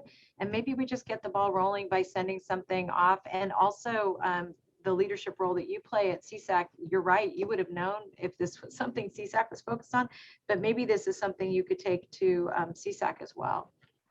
Yeah, I think those are both great ideas, and connecting this with the Recovery Act, I think, is really critical, particularly because these dollars can't be used for anything else. Exactly. But they obviate the need for dollars in other places. Exactly. So yes, I'm happy to start that ball rolling on a letter, and Bob, perhaps my office can work with you on exactly what we want to request and of whom. Yeah, sounds good. And if you all could work with Dr. Smith et al. And agendize this for the next board meeting that we can agendize it for, so that all 5 members of the board sign on, and it really could go under COVID-19, that placeholder we have every week, so that we can introduce this as an opportunity. Thanks, Susan. Thoughtful questions. Anything else on this item? That's it. Thank you. Thank you. Thank you, Angela and team too. I do. I wanted to follow up on the outreach point that Supervisor Ellenberg just raised. And one thing that I think would be of significant value is that we have got 100 people that are out having conversations on doors with folks. And as we start to run into people who've been vaccinated already, because our goal is to get people vaccinated, one question may be, because we're going to be in the hardest hit census tracts, whether or not we want to peel off a group of those folks to really do some focus door to door in these really hard hit census tracts, to determine whether or not people are using, the food program and or whether or not people would be interested in using it. And the reason I'm asking the question is I think the point Supervisor Ellenberg raises, and we've been talking to our nonprofits have given us very different feedback over how easy it is or not to get people signed up for this, for food. I don't want to call it food stamps, but for this nutrition program.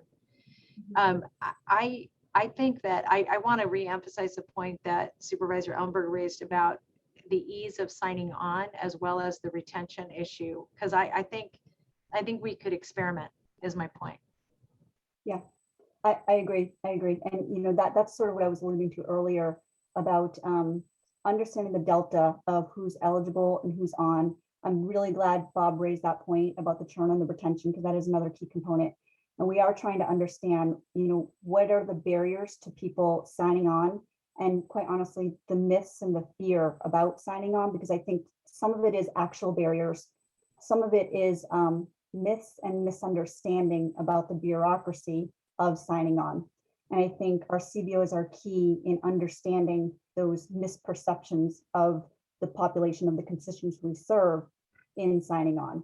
I think Supervisor Chavez, the work you're doing to bring on the Basque and our opportunities there to connect with the Vietnamese community, those are examples of understanding the cultural sensitivity and the, just quite honestly, the misunderstandings. I know in my community, I have had elders reach out to me, and there's literally myths like, if I apply for assistance, are they going to take my home away? Mm-hmm. And it sounds crazy, but there's just literally misunderstandings about applying for assistance and being Angela, on the ground. Yeah, we have one group of one nonprofit in particular that is starting to do doors in South County right now.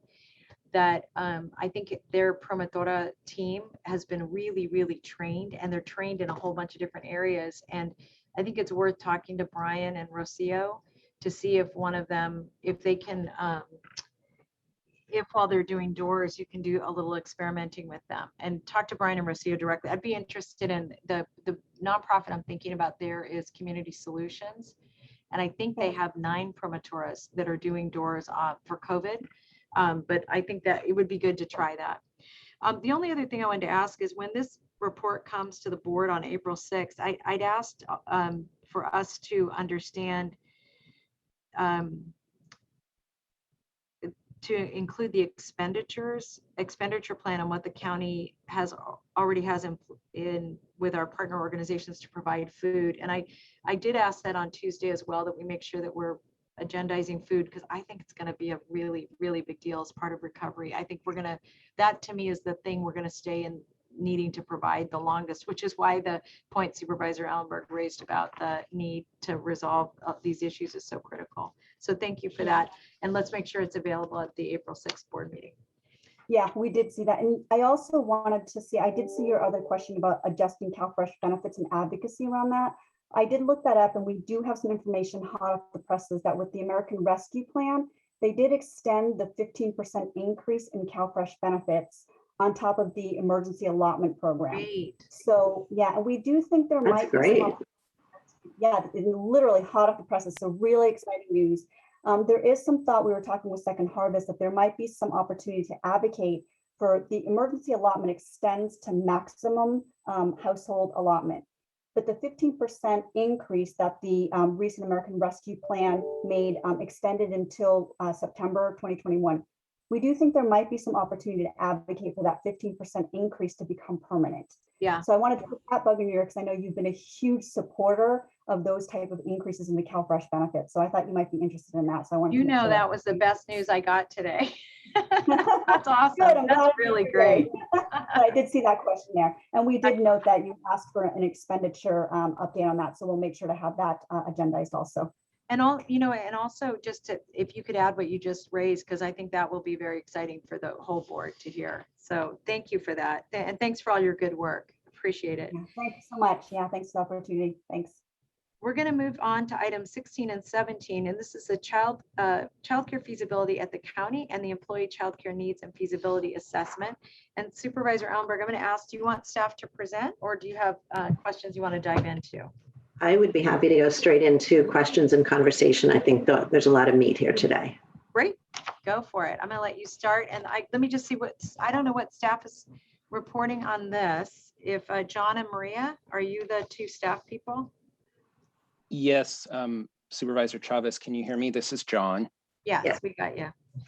Yes, Maria and I are here for, I believe, item 17 is the ESA item. And then I know there are several people here for the Jeff FAF and item as well. Jeff Draper and Dave Barry. And I see Leslie. So Susan, I'm gonna let you get us started.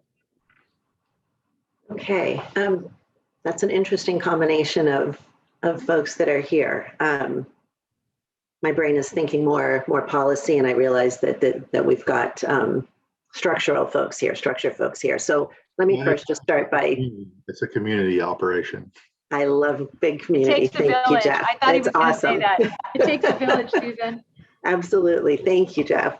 I want to extend appreciation to all of the staff in the village and the consultants for this comprehensive staff report and feasibility study. I was really pleased to see that my previous request for a comprehensive report to include our county's efforts to address childcare needs was included in the report. This past weekend, I had the pleasure of moderating a panel at Supervisor Chavez's Women's Policy Leadership Summit on the effects of COVID-19 and economic stability, particularly on women. And as you see from the attachments in today's ledge file, the County Office of Education, First Five, and Healthier Kids worked extraordinarily hard to provide childcare to 221 essential employees during the pandemic. And I want to recognize Leslie Crowell and her team, along with First Five, County Office of Ed, and Healthier Kids, in addition to the direct program providers, for getting that program up and running in record time. As we have all seen, the pandemic has laid bare the need for quality childcare options in order to support our essential workers. And as the third largest employer in the county, I would like for us to become the standard bearer of supporting our workforce in this way on an ongoing basis. We should be front and center on COVID recovery, and childcare is vital for that. This report reinforced many things that I believe my colleagues and I already know about the value of providing options to our workforce around childcare and paid family leave. We know it's a win-win-win, a win for our employees, particularly women. And I did note that more than 2/3 of our workforce are women, and the overwhelming majority of participants in the focus groups were women. It's a win for the county in productivity and being an employer of choice. And of course, it's a win for the children with all of the lifelong benefits that come along with access to early high-quality care. The surveyed employees overwhelmingly reported the need for financial support for childcare, access to before and after school options for programming, and on-site or near-site childcare to our county properties. Given the well-documented economic impact of childcare on business productivity, we should be acting with urgency. When our employees are absent due to breakdowns in childcare, we cannot provide optimal services to the tens of thousands of clients who rely on county programs and services every day, and we need to focus on those services, particularly now. Earlier in today's meeting, we forwarded with approval recommendations from the CDAW task force. In it, the task force's very first recommendation is to, quote, raise the floor, expand access to affordable childcare for women throughout the county. Our economy cannot recover from the shock of the COVID-19 pandemic until all children have a safe place to learn and grow, working parents can return to their jobs, and providers are supported in sustaining the critical childcare industry. So where does that leave us? I know that Supervisor Chavez and I wanted to do a deep dive here on the results from the survey. I have a few questions that weren't answered in the report that I'll ask and then make some recommendations and then turn over the virtual microphone. We know that we have a contract with Kidango at VMC to provide discounted childcare to employees on that campus predating COVID. Can somebody that's on today tell me how many slots we have there and what the utilization rate is of those slots? I did send the question earlier, hoping that someone would have the answer at the ready. Supervisor, this is Jeff Draper. I'll double check in with this. And I won't say I know the exact number, but I understand it to be between 50 and 60, if you will, the number of slots. And do we know if we're utilizing 100% of them? When you say you, are you saying the county? What, utilizing? Are there slots children being in all of the used, yes. spots? The slots are being used. All of them. And is there a wait list? Wow, now you're getting beyond my capability to answer this Well, if you can answer one, I'm going to go to the next. Of course. I don't know if any of the rest of the staff on the meeting can answer that question. My sense is that the slots at Cadango at Timpani Center are being used and are requested on a regular basis. Okay, well, that is certainly good to know. Under the ledge file for 16, staff arrived at an estimate of 50 infant slots for infants and toddlers at a proposed childcare site at 70 West Heading. I'm fairly confident that the need is unlikely to be that great at any one time. What would it look like in terms of space and resources if we would start with providing on-site infant childcare for between 2 and 10 babies? I think it's a bigger question. I will turn over to Yarden. Yarden, do you have a good answer for the supervisor on this? Yes, thank you, Jeff. Yarden El-Hanan, I'm Senior Planner at Facilities and Fleet. That's an excellent question, Supervisor Ellenberg. We don't quite have the answer for that. If I may add that the reason that we were considering what the space needs for 50 children is because that is the space that may perhaps be available, and as well as there's a minimum number of children that a vendor could provide for while still making it affordable for them as well. But we can look into your question and get back to you. Okay, and also I understand that potentially we might start out with an external provider, but if we're looking toward really building our own system from the inside, we won't have those same barriers of minimum number of slots. We could potentially do it with fewer. Yes, I would think that's true, Supervisor. I mean, really, an outside organization is going to have a minimum number of people or a minimum number of children that they can support, and they'll make the business viable. And sure. So, yeah, and so you're absolutely right. And remember, and we have a different goal. It's not necessarily viable in the same way that a private for-profit business would have if we're looking at it through the lens of essential services for our clients. So I would be interested to know, amongst the private providers that we do contract with, what are their minimums? 50 still seems awfully high. What are the minimums? What kind of space could we do with something smaller, and might we be able to start with our own in-house program rather than contracting it out from the very beginning? So for minimums, I would say that the 50 to 60 range is typically what we've found. I see. But that's for outside entities. And for internal, we haven't really evaluated that. So you have a really great question, and we need to work on that. Sure, and because we haven't provided this service before, and we don't necessarily have that expertise now, but in parallel with building out the physical structure, something that we ought to be considering is building out our internal workforce to provide this. Absolutely. Thank you. What I was hoping to see in the report was a kind of a detailed analysis of how the county, for example, could purchase more slots or provide vouchers for existing daycares, close to where people live.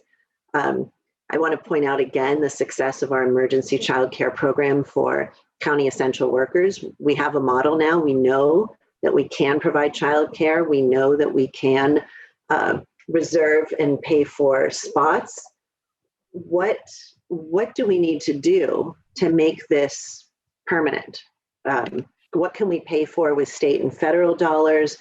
And then what would the gap be that the county would potentially fill? And let me be clear that I don't expect a detailed answer on that now, but this is I'll give information that I would like to I'll come toss back. that one to Leslie and John if they have some ideas. One thing I might recommend, Supervisor, I think it would be great if you could list out the information we want to have come back to committee. And then, Okay. and I think that's a good point. We're not expecting anybody to do math on the back of their napkin right now. That's fine. So I'll leave that question as one to come back to. I'd also like for the recommendation package from this committee to include a detailed work plan with an operationalization timeline and measurable outcomes to include the following. This is based on the survey. 77% of respondents were interested in financial support. Can we make financial support for childcare an option in employee benefits package? I know that is a huge question, but it's one that we need to answer. 76% expressed interest in a childcare center at or near their work site.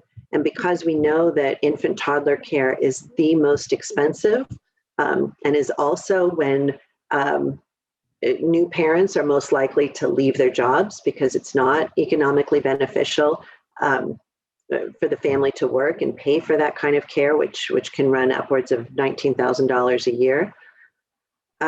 One of my favorite statistics pointing out that that's higher than a year of UC tuition.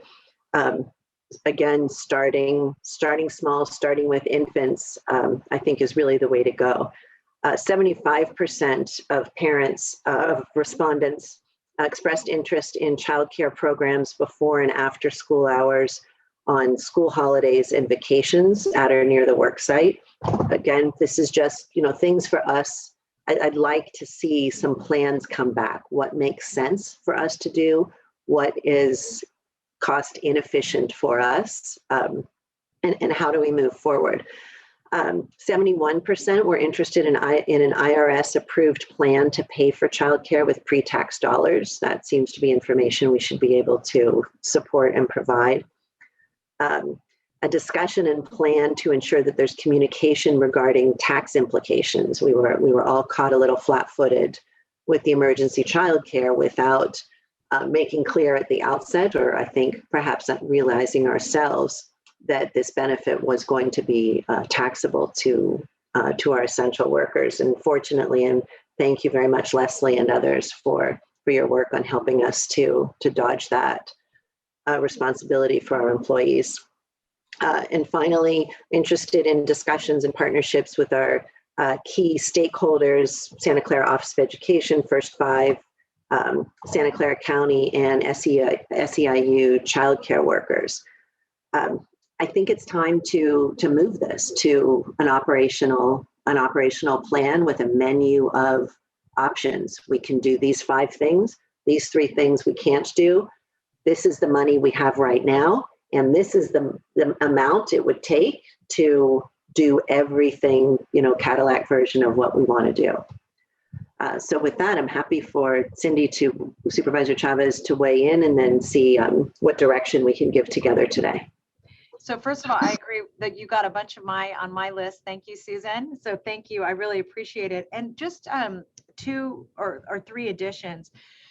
One thing that I would also like us to dive into is how the partnerships we currently have with nonprofit partners that provide these services could be leveraged based on the resources and the structure of the questions that Supervisor Ellenberg raised. And I want to just give a couple of examples. Through a program that we're doing with our foster youth, we put some money aside to make sure that children in the summertime have access to multiple summer camps. And if we know that we have schools that take spring break or winter breaks at a particular time, it would be interesting to know whether or not those same nonprofits would be able to provide spring camp or winter camp for that week for children of varying ages. And in part because I think it really does impact quite quite a number of our employees. And then the other is that we have in the past, through Schooling Services, we have funded after school homework centers. And as children get older, that's still a challenge for parents in terms of how they support, children and those who are of that kind of older age. I'm not suggesting that we move into that right away. I'm just suggesting that as we think about talking to our nonprofit partners, we better understand if homework centers or if summer camps or that kind of thing. Again, we're funding some of this already, and it might be a way to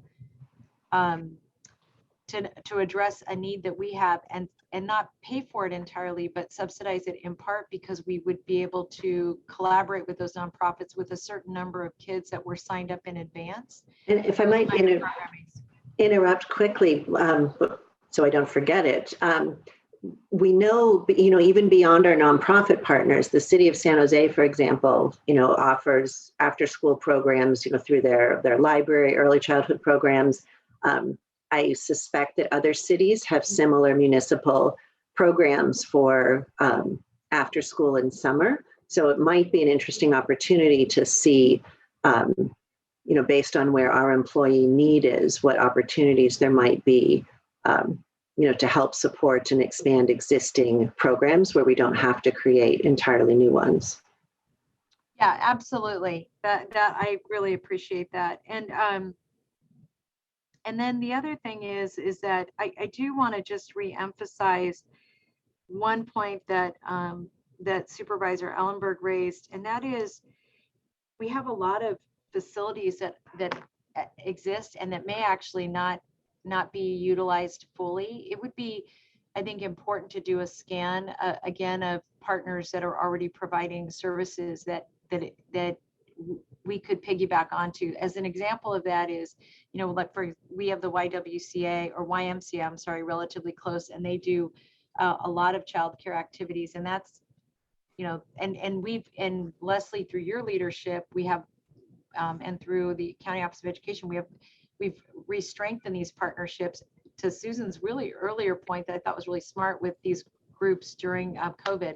So I'd love not to lose those relationships and figure out whether or not any of them would be interested in business opportunities in collaboration with us, because they've already extended themselves kind of a lot during COVID-19, maybe with programming they weren't doing before that we could access. So in fact, the boys and girls, I'm so sorry I keep interrupting. No, I'm that's just okay. very excited about this, and I want to be more conversational than formal. A really good example is are the Boys and Girls Clubs that are dormant in the mornings because they only run after school programs. So there's an excellent opportunity for partnership there in the mornings. I know most parents need full day programs, but if we can think of ways to blend existing things together, look at places that are licensed and staffed, that's just, to me, a potential great partner. And that's an excellent point because they're already licensed. I mean, that is, yeah, I think you were reading my notes. So we, so I think we've laid out kind of a lot, but I think overall, I would just want to ask staff, do you feel like you understand the requests that we're making in terms of information and bringing that back so that we can take a deeper dive into this? I'll defer to Leslie, but I'm a little bit confused, if you will. I'm sorry. Supervisors, Leslie Crowell, Deputy County Executive. I hear a cross-boundary project here involving multiple parties, both within and outside of the county. And I can take the lead and coordinate with the necessary folks. Rocio Luna, who is the new Deputy County Executive with the Equity and Social Justice Division of the County Executive's Office, as well as the Office of the Children and Family Policy Advocate, is going to be taking the childcare area over. And so I'll make sure to coordinate with her. And of course, I do have the historical experience dating back to last March. But then we'd also have to work, of course, with ESA, and John is welcome, of course, to speak up about the angle related to employee relations and benefits and so forth and so on. But it looks like we just need to get our wires crossed in a good way and coordinate on several of the different questions that you're asking. Right, because I think that there's a employee, obviously labor relations body of work that just needs to be researched enough for us to understand implications, both cost and otherwise. Then there is these external partners, Leslie, that you've been working with, that we really don't want to lose those partnerships, and to take a bigger scan of what that can be expanded to. And then as it relates, Jeff, to your shop, I think that, you know, one of the things that that we haven't done, but I think is really an imperative, is that we're looking at one-offs for childcare, and an example of that is this building that I'm in right now, you know, 70 West Heading. But I know that we have projects that are under construction now or being considered for construction, that if we had a tenant that said in every new development that, or every new purchase, we're going to be looking for childcare space availability at that facility, and that's got to be checked off the box, not that we're assuming we're putting it in versus not. And an example of that is the VASC, that childcare was a core value of the community. If it's not going to be in, we need to be alerted. Otherwise, it should be in. And I think that's the business, what Susan's asking about. And this is where I think, Jeff, this is a little more complicated, and we may require some outside support, is understanding the economics of us being a provider, or the economics of us being a place where we contract with a provider. You know, that there are some variations on a theme there that I think Supervisor Ellenberg asked at the beginning of her comments. Susan, does that sound right in terms of broad buckets? It does. I want to make sure that when we get to the end of this conversation, that we have really clear direction of what and when we would like to come back. Why don't I let that go to you right now, Supervisor Ellenberg, and then see if we can tie this up with a bit of a bow. Okay, I think it's the questions that I answered earlier, that I asked earlier, that don't have answers today, will get us to the place of coming back to this committee, I think before the board, so that we can flesh all of this out and have a clear understanding of the cost of implementing different pieces, looking at timelines. And again, when we look at costs, let's understand the full picture, even knowing that we may not be able to do the full picture right now today. Having that as a goal, frankly, and a target, I think is very helpful to really understanding the scope of this work and what can be operationalized within the next 6 months, 9 months, 12 months. And I would just ask if that could come back, even if it were in the framework of again, slides versus deep, analysis. And let me just say, Supervisor Ellenberg, one of the reasons I'd like it to come back for a discussion in our May meeting is that I think that one of the questions we have to talk to our colleagues about is whether or not, as part of the budget process and some of the recovery money, that we're able to get this moving. Right. Because I do think it's a core part of economic development, as you and I have discussed at length. Right. Right. So I don't want to miss an opportunity to have that discussion with the full board. Agreed. So what month are we in? This is March. With the end of March, which is why the staff is saying what? But I know. So if this comes to us in April for the April CSFC, and to the board after that, to this, I don't know what all the dates are. Does that work? What I'm suggesting is that if it came in April or May, it would give us a chance to discuss it before we started budget hearings. Yes, I agree with that. I was thinking come to us in April and then to the board in May. Do budget hearings start in May? Yes, the workshops are in May. Oh my gosh, thank you for catching that, Susan. I totally forgot. Yeah. So Jeff, Leslie, John, I know that's a tall order. And funding sources. Yes, it is. I think was implied in what Supervisor Chavez said, but I think that's really important. Not only how much things cost, but where that money could potentially come from. Leslie, you're probably closer to that than me. I'll defer to you. I mean, I will certainly coordinate. We have a reserve right now for childcare of $3 million. It's unspecified as to what it could be utilized for. We're charging the current childcare to FEMA and we had charged earlier to the CARES money until it ran out. I'm sure we can charge some of it to the new American Rescue Plan as well. So how long we can do that will be an interesting question. And yet for the long term, we'd have to look at budget, and I will make sure to talk to Greg. And then of course, I think the big heavy lift is in ESA right now on the cost idea with us and others helping to provide them with estimates of what the costs are. Because the costs really run the gamut depending on what kind of a provider you use. Right. And the richness or lack thereof of programming. And I don't mean. Well, we're only doing rich and high quality. But I think having the comparison of, if we are able to do this internally, license our space, hire, high quality providers, we've got, we have those networks and relationships through County Office of Ed and First Five, what would that look like? It's exciting. And Leslie, you worked miracles a year ago, so I fully expect that you can do it again. Our providers are loving the fact that they're still working with the county. That's certainly, of course, them and beneficial to parents. So we'll just continue to study the options. Thank you very much. Great. I know that was a lot. I'm sure, if you need any deciphering, feel free to talk to either of our offices. Yes, absolutely. We'll share our homework.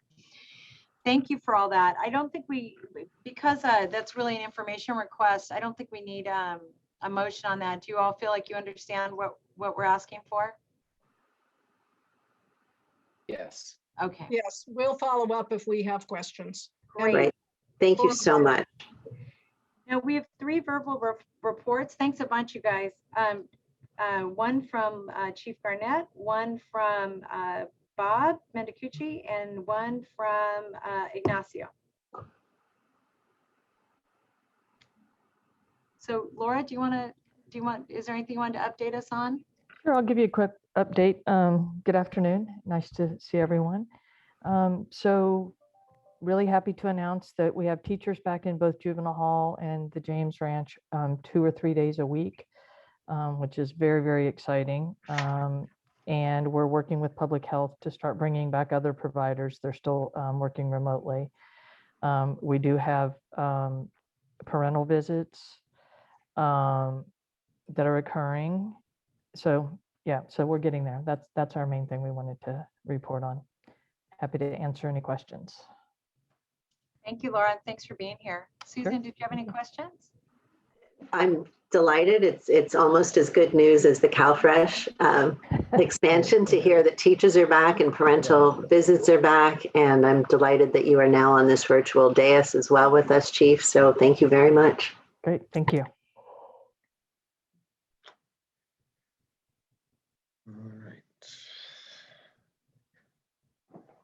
All right, I'll go next. And along the lines of at least schools getting back into kind of a hybrid mode, one of the things I just wanted to share, and it's anecdotal at this point, but in just talking with staff, we know this week, when we were talking about the Can Center earlier, our staff there are extremely busy this week. And we think has a lot to do with the shifting in the education and the fact that we're actually getting back, to teachers having more contact with kids. So we know that we're kind of getting back to our old numbers of reports coming in. we've always said, there's issues with that too, and the process needs to be refined. But I think at least our immediate concerns of folks, folks not having eyes on kids and the concerns that come up with that is at least starting to turn the corner. So there's a little bit of a sigh of relief there in terms of at least the work we can do with families and understanding some of the crisis and critical needs that folks may have. Also follow up on the American Rescue Plan Act. Angela already mentioned, obviously, the good news that we were seeing there in terms of the SNAP and CalFresh continuation. And one area of surprise I just wanted to mention is that there was also, at the national level, about $1 billion put into the TANF program, which is a bit of a surprise because we weren't fully anticipating this. And what's really interesting about this funding is that it's really targeted to be pandemic related in the sense that it's not necessarily for traditional TANF eligible families. It's really kind of in the context of the older kind of emergency assistance that we used to be able to offer. And we don't know exactly, the rules and regs around this yet, but it appears as though we'll have some flexibility of at least offering some financial assistance for family stabilization as we identify and deem necessary. It looks like we'll have some flexibility around that, whether that's housing related or food assistance related. Back of the envelope, math on this, if you just do percentages, it looks like we would be in line to get potentially about $10 million here in the county for that. So we're excited about that. And then obviously there's just a lot of other aspects to the act that, again, provide relief to families, including childcare, a significant amount of childcare investment there, permanent increases around mandatory childcare entitlements, things like that. The low-income home energy assistance also got about $4.5 billion. And obviously one of the big things was the tax credit that we talk about a lot in the context of just what we can do at the state, and the state earned income tax credits and the benefit that that's provided to families over the past couple of years as we've looked to increase that.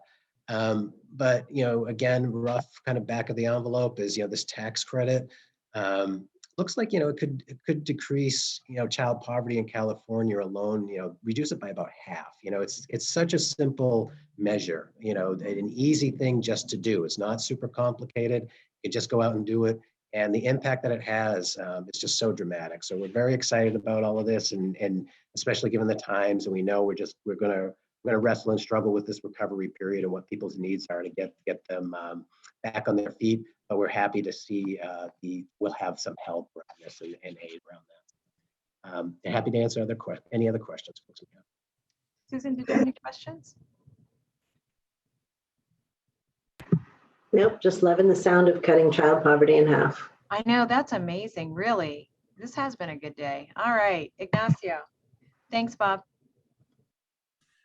Thank you very much. Good afternoon. I am going to be giving you an update on some of the challenges we're facing from staffing changes due to the impact of the Voluntary Separation Incentive Program.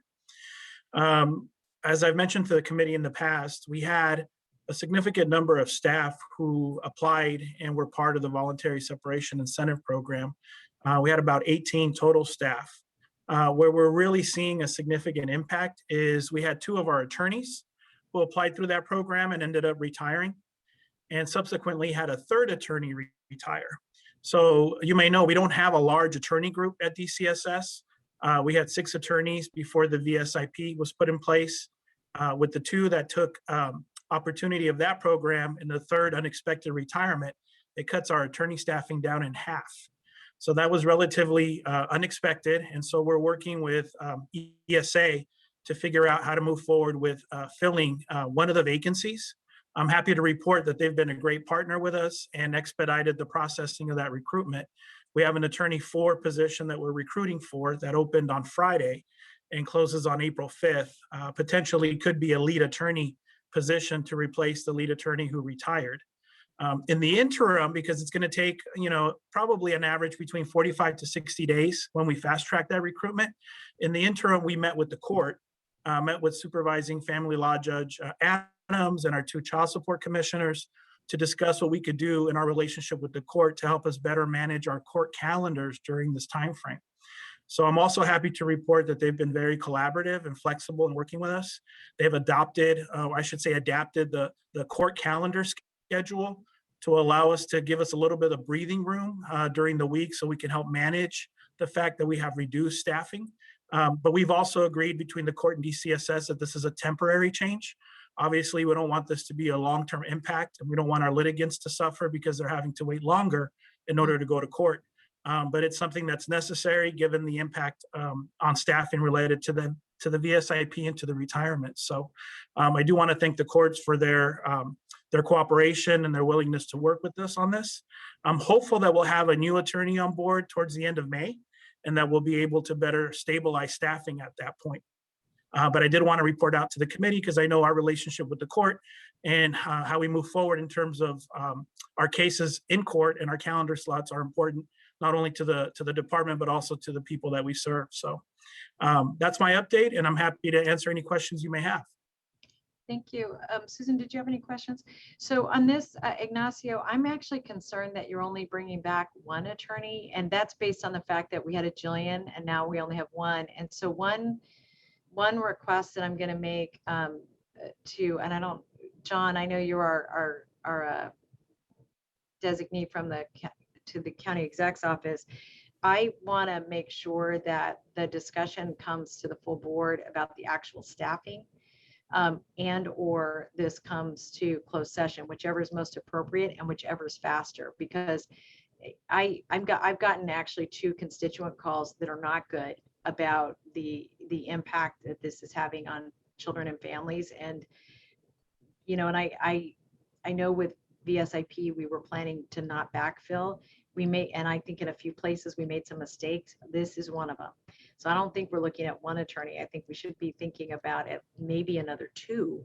However, if you guys want to do an off agenda report, but to the board or to closed session, our next closed session, or to the board, because we just got to get this at least discussed. So you guys figure out the best way to do that. Okay.